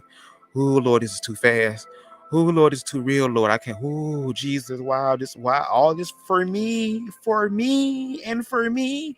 That's what I'm trying to be on. Okay, baby. I want my 5'2" midget ass to live my best life. You got mini me who passed away. Shout out, rest in peace, Vern Troyer. That little man was living his best life. Okay, he had an amazing ass girlfriend and stuff. Was doing cooking shows and stuff. Had custom little trucks, Tonka trucks built and stuff. What? Don't mess around and play around. When I be talking about that ladder, don't say nothing. Y'all gonna be gagging. I mess around and get a damn sponsorship with Home Depot, Lowe's, or something. Have my own custom ladder. Okay. Didn't Weston ain't had that shower rod and y'all went on and strengthened and y'all stopped and got some real shower rods, not that fake ass stuff from the dollar store that fall and stuff all the time, the plastic one, but the real heavy duty Rhino Gurney strength ass ones. I'm just saying. But I just want to see. I want a good seafood boil. That's what I want. A good seafood boil. Bubs. But you know now you don't want to ever go to that place ever. Hell no, unless I have to. Unless I have to. So I'm gonna tell you right now, if I have to, I'm swinging this time. I was scared and oh my god. Like for example, and I'm gonna tell y'all something that used to terrorize me, but I'm doing a lot better. And it's so crazy because it's a childhood trauma. Like I don't know if I told y'all, I'm not as terrified, but there is still something that kind of makes my heart skip a beat when I watch Michael Jackson's Thriller or when I hear Michael Jackson's Thriller. I already told this story before. It's a particular zombie in the front, a purple one, that terrified me as a child. Okay, and she was in my dreams ever since. There'll be times my ass would go to bed and I'd be thinking about them and like them walking up to me. And at first, I used to wake up and be like, shit, they in here because I got these LED lights. And I sleep with green. I used to just sleep with the blue lights on, but now I do green because green is the heart chakra color. I would have them out and I'd be looking and shit like, is something in the dark? Are my eyes playing tricks on me? Now, I close my eyes and if they show the fuck up, guess what? We fighting, bitch. And then after I fight them, I start talking to them. Be like, y'all know y'all bullshit, right? They like, you right. Because I have control over my shit. I be making that shit funny. Don't fuck around. I be friends with them hoes. And they be like, look, if somebody fuck with you, call us. We'll go to their dreams too. All right, bitch. Hey. So if a nigga gotta go to hell, I'm gonna make some friends down there, okay? Because according to the narrative of the Bible, girl, when Jesus died, before he went to heaven, he went to hell, straight to hell, and told Satan, look here, nigga, my father owned all this. Do you know who my father is? Satan, my father invented the toaster strudels, bitch. So are you what? Excuse me, come again, say what? So su casa mi casa, your house, my house. Okay, that's what I'm saying. And then when he left, took the gates of hell off the hinges and said, whoever want to leave, you can. You just got to make that choice. And I dare Satan bitch ass to do something, girl, because I'll come right back. Excuse me, come again. I already took the door off. And you know how black parents is. You going to slam a door in our house? Okay, you won't have a door. How about that? All right? Bubs. Do they do a con weed carnival near you? I went to one, fellow edibles. They behave. You know what? I remember it was when my sister was doing her first pop-up shop. There was this guy, because it was at like a predominantly white space, but they was really cool. I thought they was gonna be racist, like, oh fuck. But they was actually pretty cool. And both of them kind of looked like they was Tino Shea was kind of like, had a little bit of sugar booger love, you know what I'm saying? They was together, girl, but the white stuff was the white horse. Don't ride the white horse was kind of riding their life. But they was trying to do it better. This guy told me that I forgot the name of the app. I gotta find it again. It's a particular app where they have like certain weed events that's like underground that you can go to, and that's where the real good stuff at. I'd be like, let me find out. Okay, but I would love if it'd be dope if they did have like a con or something. What they kind of do, I think they have something called blunts and backwoods and bonfires or something like that. But I kind of like more intimate crowds. I don't want to go to a place where everybody doing stuff. You know what I'm saying? Niggas be trying to rob the weed spot. I can't. It's too much. I'll binge the series when I get free time. It's not too long. I still gotta watch P-Valley. I still haven't watched that yet. But you really making me look hungry, keeping Felicia. No, I'm just saying. Look, Megan, I love to eat. I'm not saying that. No, I'm just saying. What? That's when you know I'm high. Look, I'm just saying food is good. Food is life. I'm just learning not to eat so much of it because, like I said, I'm trying to get my body to where it is. But food be good, especially when you got the munchies. That chicken I made last night, I didn't season the hell out that damn chicken. And that chicken was so juicy and moist and all that type of stuff. And I had I think it was some sort of black beans or something, some rice that I made with that stuff. When I tell you, it was so good. I'm about to season the hell out that chicken again tonight. Okay? And I low-key want to go to 7-Eleven or get DoorDash and low-key get some white cheddar cheeses and 2 big-ass Coke Slurpees from 7-Eleven. That's what I really want to do. We gonna see. We got Profit in the building. I was so high, I got online, was crying. I couldn't go to sleep. Oh, no.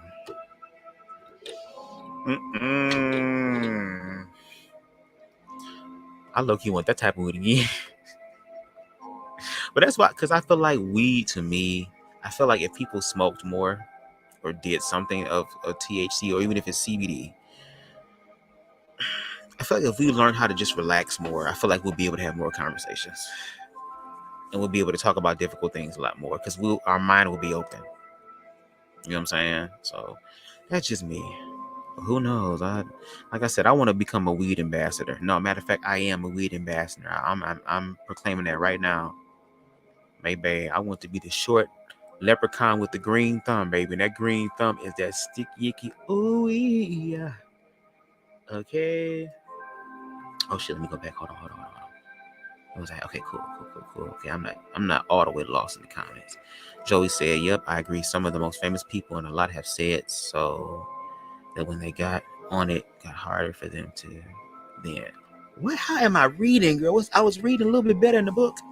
Yep, I agree. Some of the most famous people and a lot have said so that when they got on it, got harder for them than easier, like the public would think they are. I agree.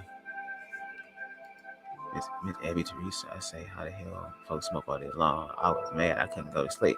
That's the thing about edibles. You know, them edibles, they really strong. Like, if you smoking something, I don't think, well, no, that's a lie. Because the first strand that really had my ass in love with weed, like, I ended up making a whole song about it. It's called Purple Alien. When I was working at K&G Bay, when it was closing time, my ass would be excited. And that was the time when I was going through my depression. So that was like the first strand of weed that kind of like, I guess, eased the pain for me. before Mother Marijuana was like, you know, I'm just pimping and priming you before I rush all this dick up inside of you at one time with that ego death. But I would be on my way home. I would be happy getting home. I would work out, take a shower, eat. I would roll up that good perk, smoke that stuff. I would lay in my bed, cut my fan on, and close my eyes and put on some music. And baby, I went to another world. I was doing some other shit. Oh my God. That was like the first time I really got high, and I enjoyed it. Like, ooh, it was so good. If I could find Purple Alien again, I would cry. Because that shit was so amazing. But baby, I like edibles now. Because you can sneak them and shit. Okay, don't let me learn how to air seal some stuff. Baby, that and a vape pen. But more so the edibles. Ooh, yes, edibles is amazing. Especially now that I know, like I said, now that I know my limit, baby. That's why I had to switch to edibles, Felicia. Smoking was getting me too high. I was like, I want to get down. What? Oh, well, maybe it's reverse for me. I'm trying to find that weed where it's like, whoo, hold on, wait a minute, slow down, shit. My third eye is trying to open. And you know how your eye is hard as hell to open up when you first wake up with them eye boogers and shit be sticky and stuff. Your third eye trying to do that shit. Teresa, them edibles was strong. I had chocolate gummy worm. Oh, I love gummy worms. Especially if they like sour gummy worms, like the trolley ones. If someone made some edibles like that, baby, can you overdose on edibles, girl? Because I would be so afraid, but damn it. I wish I can say I love you, job. Don't worry, Roki. You gonna find your job that you love. Trust me. Where you at don't mean you gonna be there forever. Because where I was at, it was motherfuckers there for damn 15, 20, 25 years. And I'm like, how old is y'all? Y'all in your 60s and 70s looking like this? Oh no, I got to go. This place sucks the life out of y'all. Y'all knees be bad. Okay, people just coming in, just want you to put stuff together. You ain't trying to help me, give me an idea where to start. This your shit. Hey, babe. The only thing that made it good was it was a few fine niggas that was working there that made it worthwhile. Like, okay, I can go to work. At least it's eye candy there. Shit. I've been talking to my play sister to get back in school to finish up her criminal justice major, but she won't do it. she gotta make that choice. She gotta make that choice. I guess she's trying to figure out what she want to do. Teresa, me and my homegirl, she high, I'm high. We looking at each other stupid and bust out. Oh yes, that's how I'm trying to be on my birthday and my kickback. I can't wait because the plug gonna be there. I don't want to be drunk, but I want to be high as hell. Okay, I want to get Jamaican wasted. Teresa, then my ass got paranoid coming back home because I bought all them folks weed.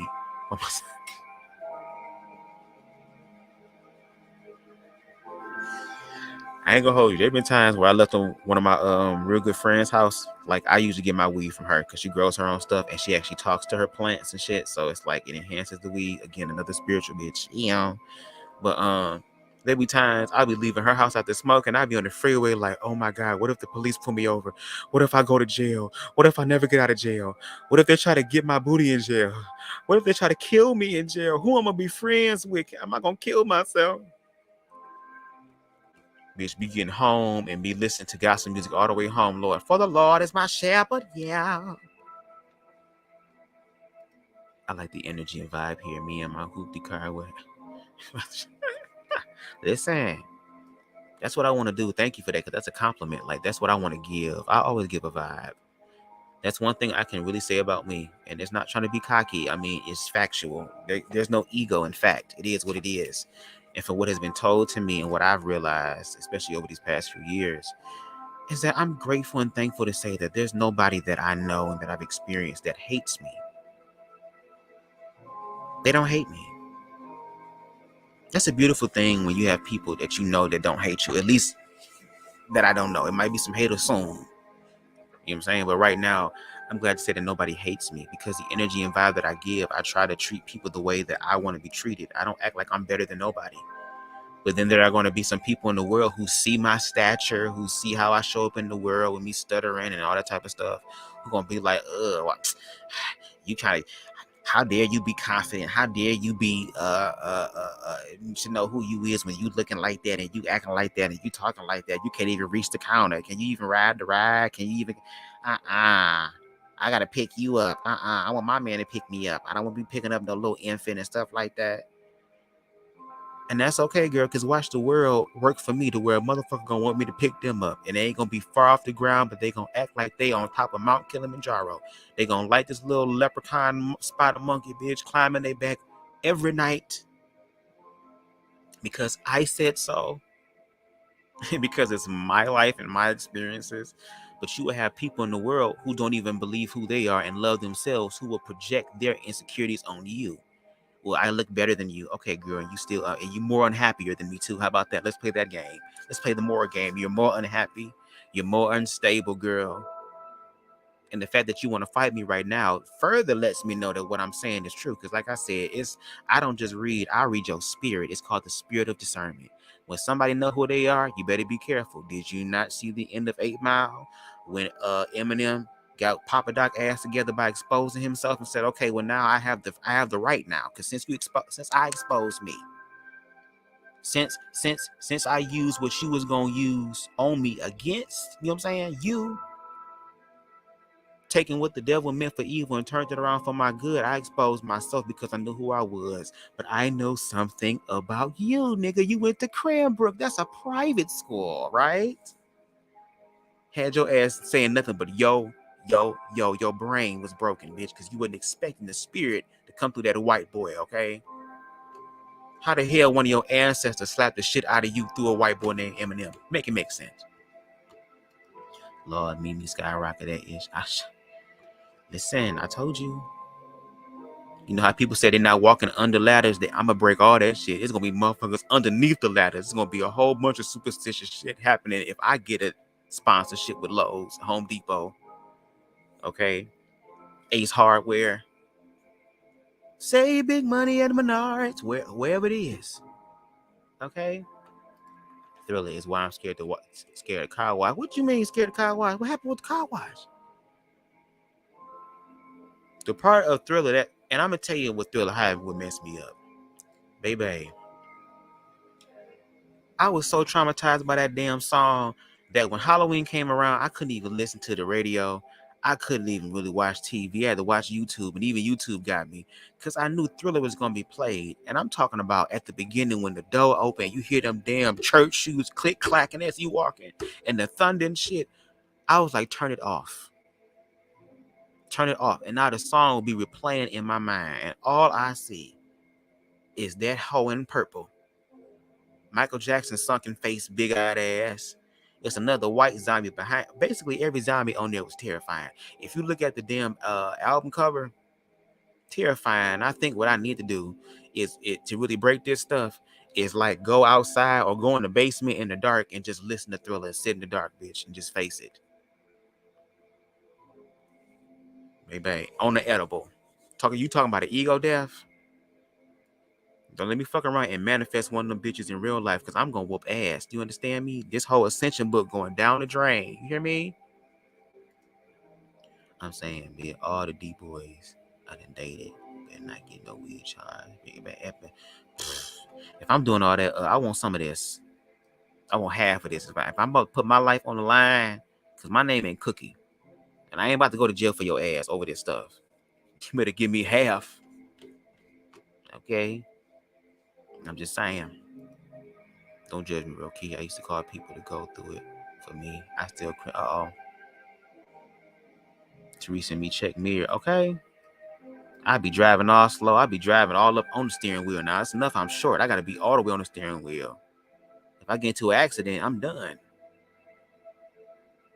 Someone on Twitter said, P, Valley about to turn into Riverdale. Oh, Lord, I don't know what that means.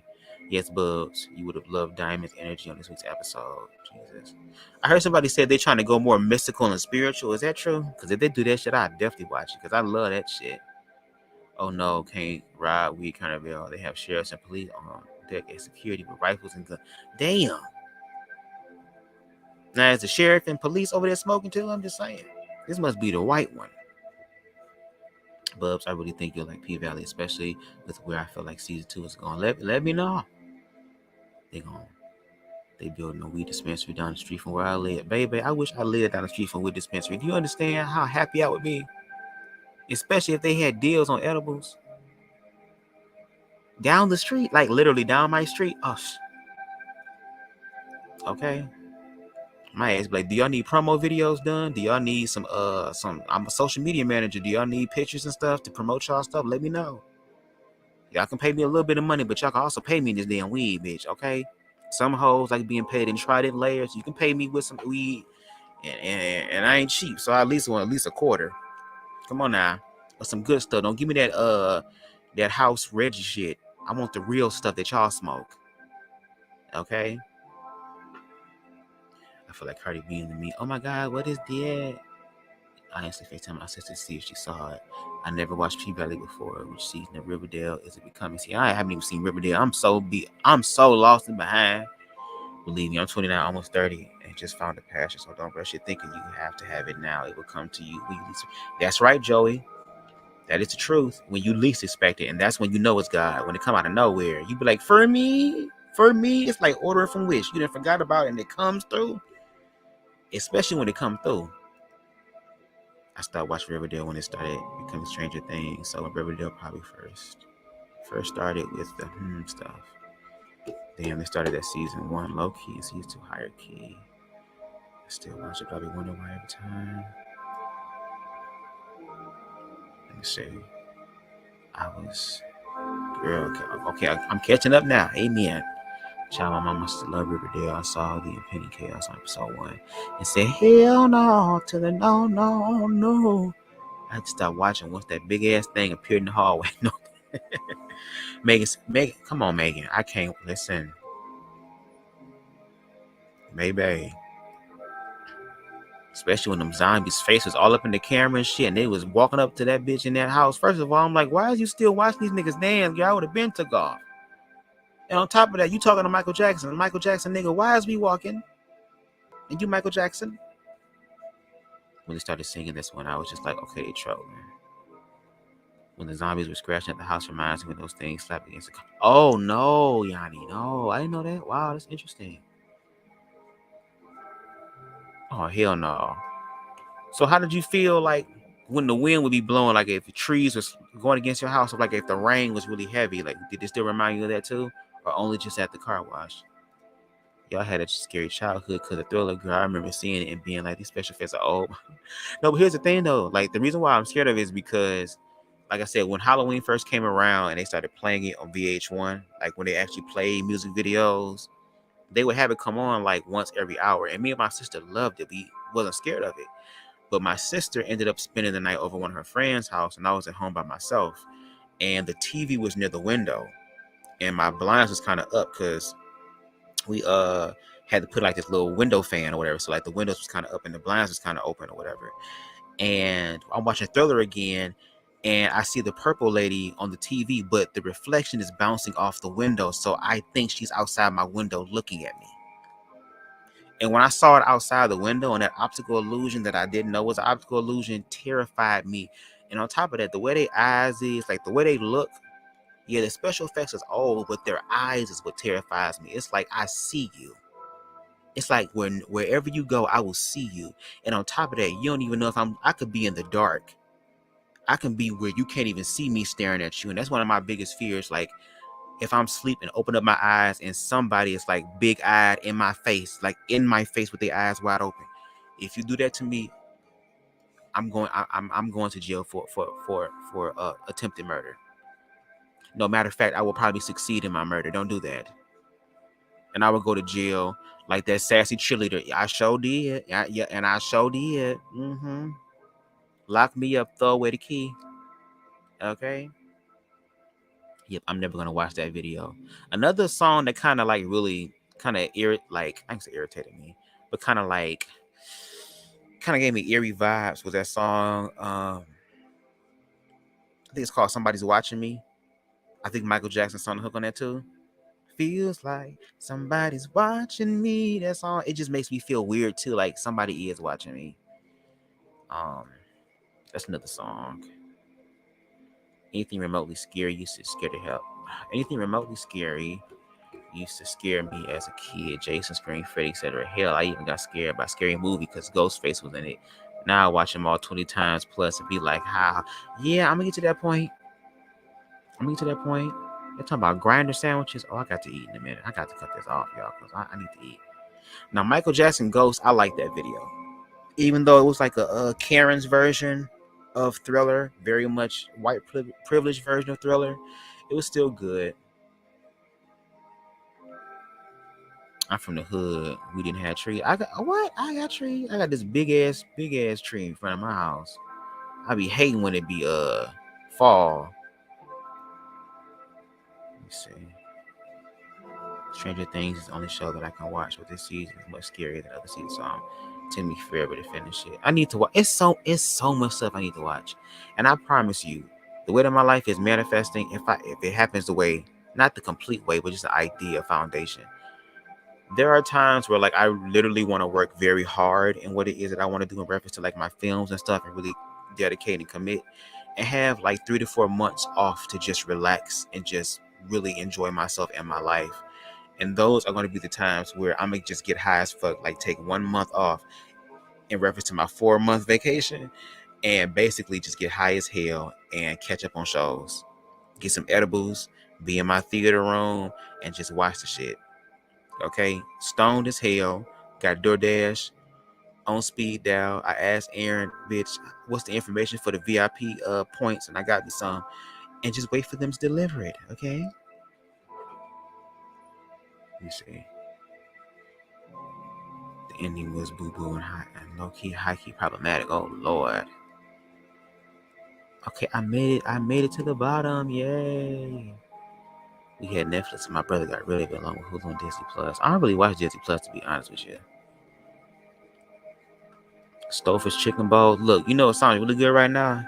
A Marie Callender's big ass Parmesan chicken, creamy Parmesan chicken pot pie.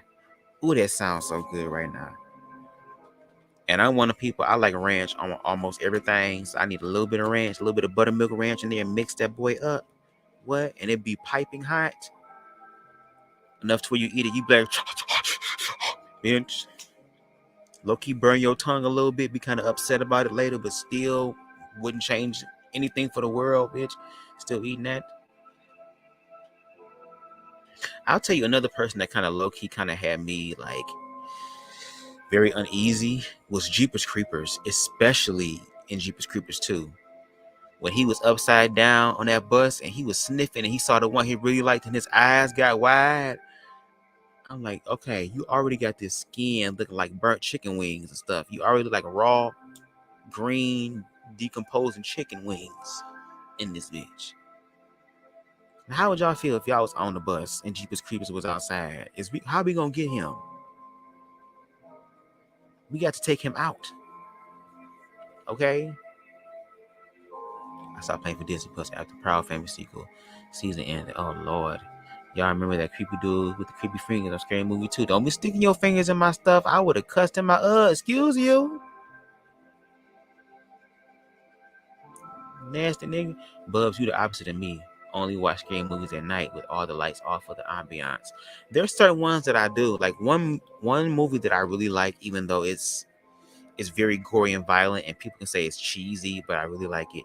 It's this movie called Terrifier, of this clown. Y'all think It the clown was something? This makes It the clown look like it work at Chuck E. Cheese somewhere.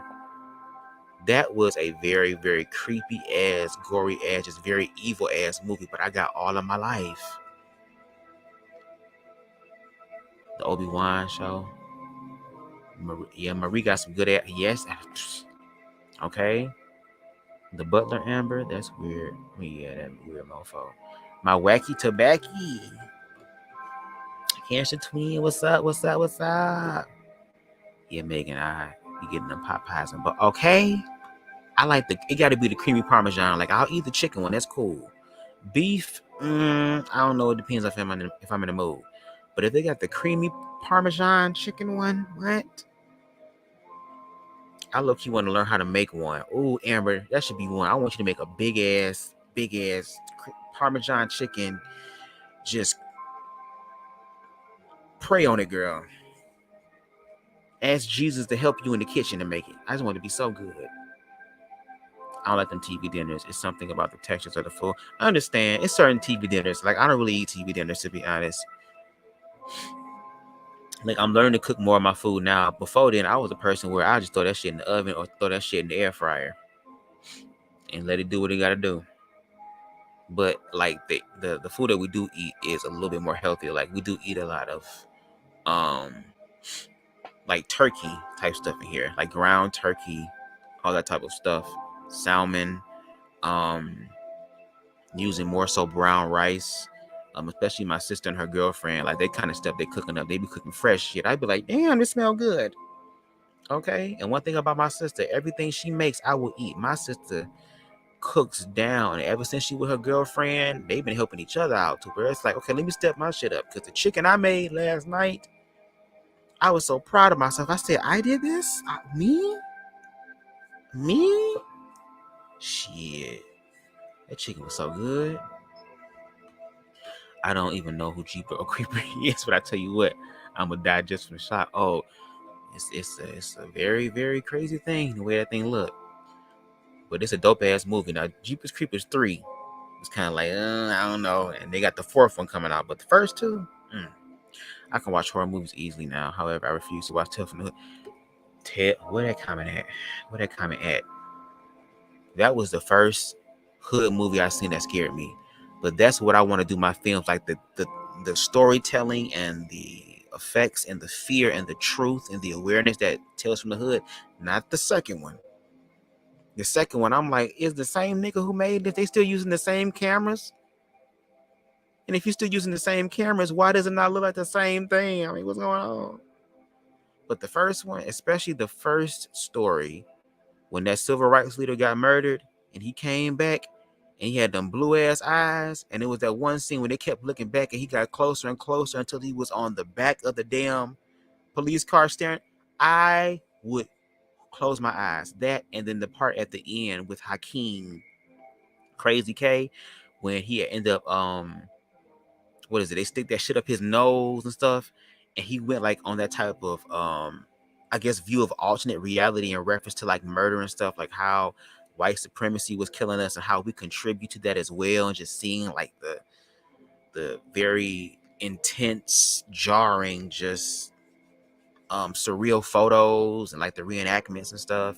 And then when he was in that dark pit and all the people he killed came back to him, and just how he just lost his mind and stuff, like it was scary as hell. But that's the type of films I want to do. I want to do horror films that are conscious but also scary and are cult classics. So God willing, that's gonna be the thing. Roki said my favorite scary movies are the Conjuring series. Let me tell you something. There was one time, baby. Listen, I was at my grandmother's house in Indiana, which my parents reside at now with my granddad and my uncle since my grandmother passed away. It was me, my sister, and my cousin. We were down there visiting for like the week, and we ended up getting the movie The Conjuring. Y'all, I watched that shit. Afterwards, I went upstairs, baby. I could not sleep. I had to cut the TV on, but my granddad would come in and turn it off every time. I would be so mad. I had turned the TV on and put it on mute just to have light in the room. He came and turned it off.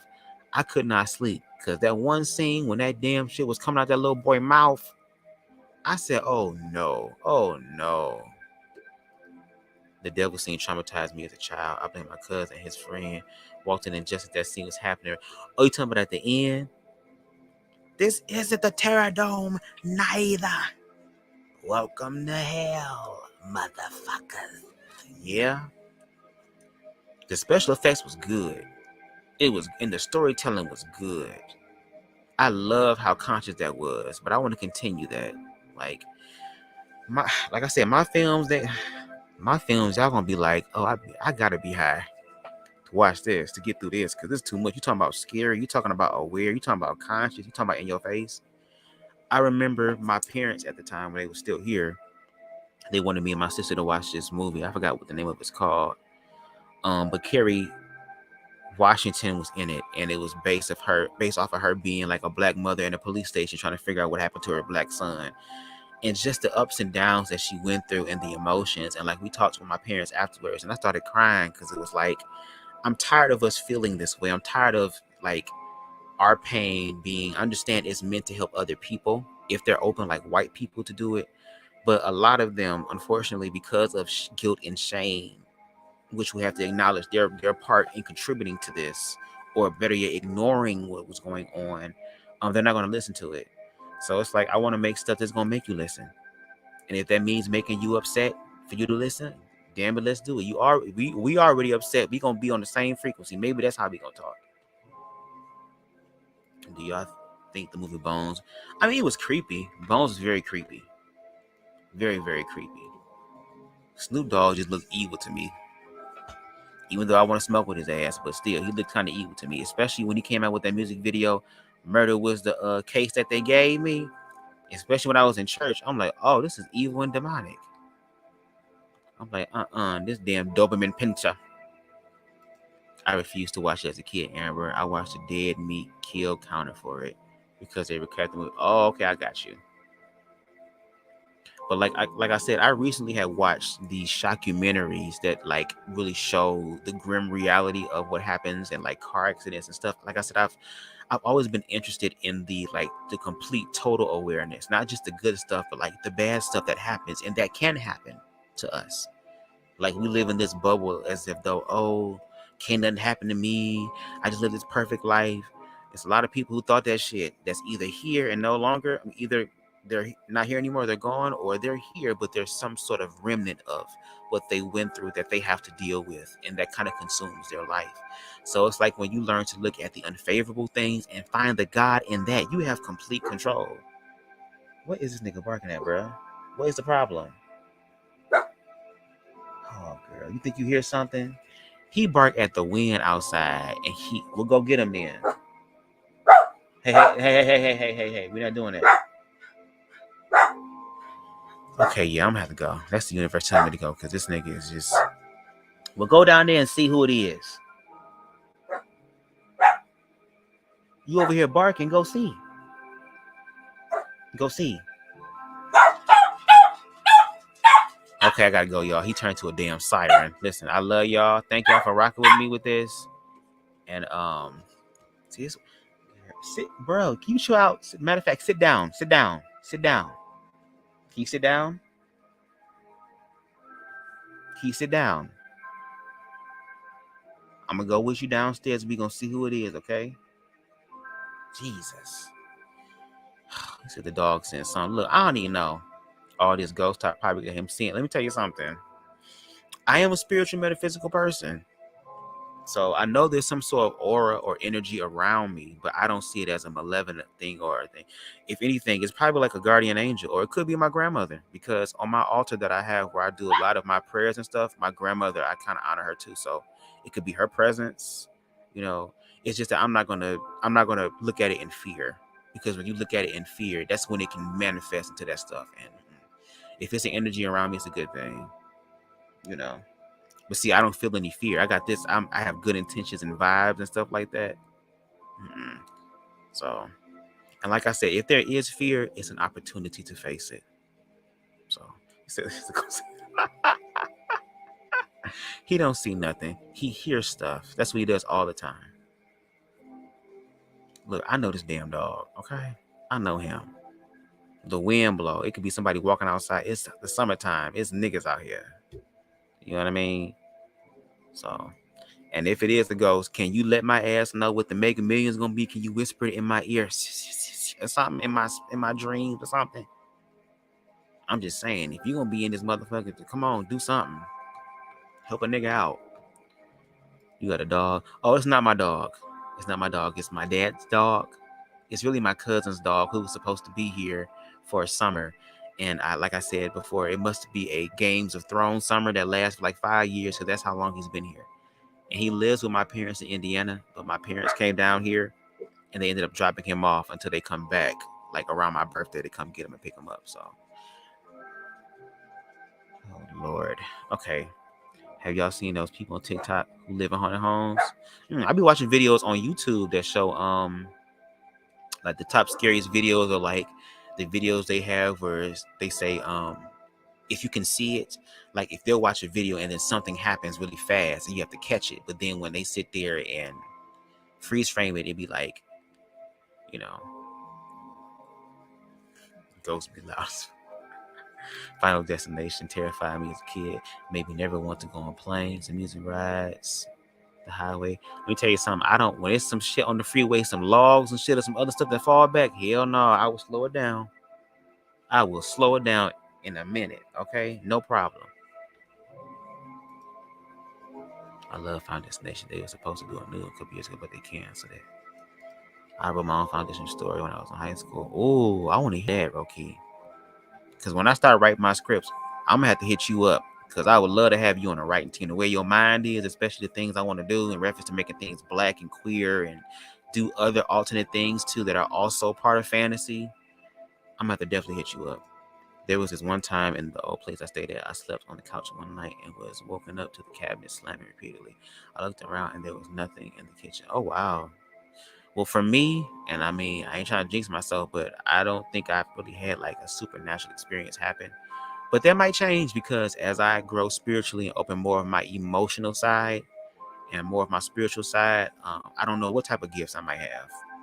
Now, I don't want to be hearing no go, and I definitely don't want to see none. I don't want to be sitting, the motherfuckers be sitting there looking at me, trying to talk to me, keeping me up. Because don't you know Alexis K. Tyler? I love her, but she's a psychic medium, and she's been kept up by spirits, and I see how they do her ass. You ain't finna do me like that. God damn it. And if you gonna do, can I at least get some head in the astral realm or something? Make it worth my while. That movie crazy. Close my eyes. Oh, wait, man. Close my eyes, acting like I didn't hear nothing. Okay. Haunted House was funny. Okay, y'all, let me go ahead and go. Because he probably hungry. That's what it is. I'll tell you, this is a spoiled dude. Get certain type of dog food that he like. Wait, he don't eat nothing. He don't eat nothing if it's that. What? This is dog food. I ain't know dogs have palates and shit. You got to take that white privilege shit back down there, because it's the hood. You eat what we got. Let me stop. Okay, y'all. I will talk to y'all later. Thank y'all for coming through for chapter 7. I will be doing chapter 8 pretty soon. I hope that you guys come through for that. Please share this. Please follow me on my social medias. Also like the video if you haven't yet. And also too, a nigga birthday coming up on the 22nd next Wednesday. So if you feel compelled to want to send a nigga something, you know what I'm saying? Whatever you feel, if you feel inspired. If not, ain't no shame, ain't no guilt, ain't no pressure. But if you feel compelled to send a nigga something, my Cash App is $BubzDaGawd. Okay, so yeah. But thank you so much. I really appreciate it. Come on, Joey. I have a concept for a movie, book about black people in reality, and what the downside of that would be. I'll be a bit more advanced. Look, like I said, when I start doing my films and stuff, look, I'm gonna need help. I'm gonna need critique, and I'm gonna need all that stuff. Make an ass say you starving. If you look at him, you can tell he's not starving. If anything, he needs to slow down. They had to get him this whole little what is it? This little pet bowl or whatever. It's like a little puzzle. They had to slow him down because this nigga, and he still be going off. He'd be like, "Are you ready? Set, go." He be eating the food like it's gonna be gone. I'm like, damn. He a little plump little dog. I mean, plump little dog. My sister be trying to walk him up and down the damn street. He can't even do a whole damn walk up there, but will run like crazy once it's time to eat. And I be trying to give him portion control because the doctors already told him. I mean, the vet already told him, my parents, that they need to slow down. You know, black people love to feed dogs and shit. Okay, I'm about to go now, bruh. I'm gonna give you a snack or something. Okay, but yes, I'm so grateful for y'all coming through. Thank you so much. Wait, where we at? Thank you. Excuse me, sorry. Back up to the police station, around. We look, like I said, if you can get a candle, light it tonight. Okay? And do it, because let me tell you something. Can't nobody get nobody like spirit. All right? Yes, BubzDaGawd. Right there if you want to. All right. Thank you. Yes, we're going to all touch and agree that Amber is going to receive what was stolen from her and also receive more than what was stolen from her, okay, for her pain and her suffering. And may the people who did that end up being accountable in whatever way the universe sees fit, and may they learn from their mistakes and become better people. Or if not, go down that shit. Just make sure Amber get her shit back, okay? Thank you. And until next time, everybody, y'all have a good night, and I will see y'all again soon. Peace and love.